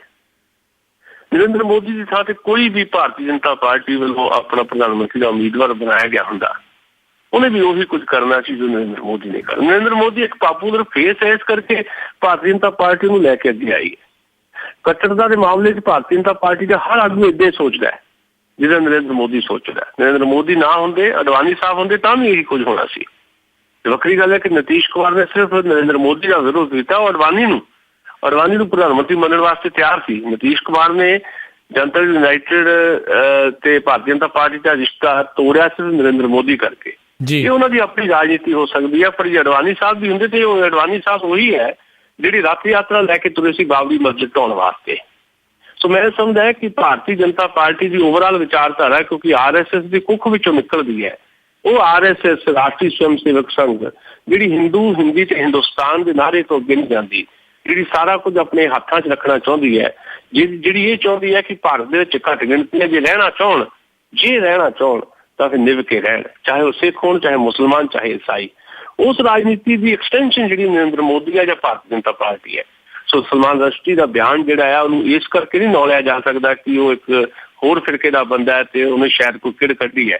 ਉਹਦੀ ਭਾਵਨਾ ਜਿਹੜੀ ਹੈ ਉਹਨੇ ਜਿਸ ਅੰਦਾਜ਼ 'ਚ ਗੱਲ ਕਹੀ ਹੈ ਉਹਦੇ 'ਚ ਮੈਂ ਸਿਰਫ ਉਹਦੀ ਇੱਕੋ ਗੱਲ ਜਿਹੜੀ ਨਰਿੰਦਰ ਮੋਦੀ ਵਾਲੀ ਹੈ ਉਹਦੇ 'ਤੇ ਸਹਿਮਤ ਨਹੀਂ, ਕਿ ਮੈਂ ਸਗੋਂ ਉਹਦੀ ਐਕਸਟੈਂਸ਼ਨ ਇਹ ਕਰਨਾ ਚਾਹੁੰਦਾ ਨਰਿੰਦਰ ਮੋਦੀ ਦੀ ਥਾਂ ਤੇ ਕੋਈ ਵੀ ਹੋਵੇ, ਭਾਰਤ ਦੇ ਵਿੱਚ ਇਹਨਾਂ ਦੀ ਰਾਜਨੀਤੀ ਜਿਹੜੀ ਹੈ ਉਹ ਭਾਰਤ ਦੀ ਅਖੰਡਤਾ ਵਾਸਤੇ ਸਹੀ ਰਾਜਨੀਤੀ ਨਹੀਂ ਹੈ। ਭਾਰਤੀ ਆਵਾਮ ਨੂੰ ਇਹਨੂੰ ਸਮਝਣਾ ਪਏਗਾ। ਅਸਲ ਦੇ ਵਿੱਚ ਜਿਹੜੀਆਂ ਬਾਕੀ ਪੋਲੀਟੀਕਲ ਪਾਰਟੀਆਂ ਉਹਨਾਂ ਦੀ ਇਹ ਫੇਲਰ ਹੈ ਕਿ ਭਾਰਤ ਦੇ ਵਿੱਚ ਭਾਰਤੀ ਜਨਤਾ ਪਾਰਟੀ ਜਿਹੜੀ ਹੈ, ਜਿਹੜੀ ਕਿਸੇ ਵੇਲੇ 2 ਸੀਟਾਂ ਤੇ ਸੀ, ਅਚਾਨਕ 84 ਸੀਟਾਂ ਤੇ ਆ ਗਈ ਸੀ ਤੇ ਸਰਕਾਰ ਵੀ ਬਣਾ ਗਈ ਸੀ, ਫਿਰ ਉਹ ਬੈਕਫੁੱਟ ਤੇ ਗਈ, ਅੱਜ ਫਿਰ ਜੇ ਫਰੰਟ ਫੁੱਟ ਤੇ ਆ ਰਹੀ ਹੈ। ਤਾਂ ਭਾਰਤੀ ਆਵਾਮ ਦੀ ਜਿਹੜੀ ਰਾਜਨੀਤਿਕ ਪਾਰਟੀਆਂ ਵੱਲੋਂ ਜਿਹੜੀ ਵੰਡ ਕੀਤੀ ਗਈ ਹੈ ਫਿਰਕਾਂ ਦੇ ਆਧਾਰ ਤੇ, ਜਾਤਾਂ ਦੇ ਆਧਾਰ ਦੇ ਉੱਤੇ, ਖੇਤਰਾਂ ਦੇ ਆਧਾਰ ਦੇ ਉੱਤੇ, ਉਹ ਇਹਦੇ ਲਈ ਜ਼ਿੰਮੇਵਾਰ ਹੈ। ਜੀ ਜੀ ਸੁਸ਼ੀਲ ਜੀ, ਬਹੁਤ ਬਹੁਤ ਜਿਹੜਾ ਜੀ ਤੁਹਾਡਾ ਅਸੀਂ ਧੰਨਵਾਦ ਕਰਦੇ ਹਾਂ। ਤੁਸੀਂ ਬਹੁਤ ਹੀ ਵਿਸਤਾਰਪੂਰਵਕ ਜਿਹੜੇ ਅੱਜ ਦੇ ਜਿਹੜੇ ਜੀ ਪ੍ਰੋਗਰਾਮ ਦੇ ਵਿੱਚ ਤੁਸੀਂ ਜਾਣਕਾਰੀ ਸਮੂਹ ਸਰੋਤਿਆਂ ਨੂੰ ਦਿੱਤੀ ਆ, ਅਤੇ ਅਗਲੀ ਵਾਰ ਤੱਕ ਲਈ ਆਪਾਂ ਇਜਾਜ਼ਤ ਲੈਂਦੇ ਹਾਂ। ਬਹੁਤ ਬਹੁਤ ਤੁਹਾਡਾ ਧੰਨਵਾਦ। ਸਤਿ ਸ਼੍ਰੀ ਅਕਾਲ।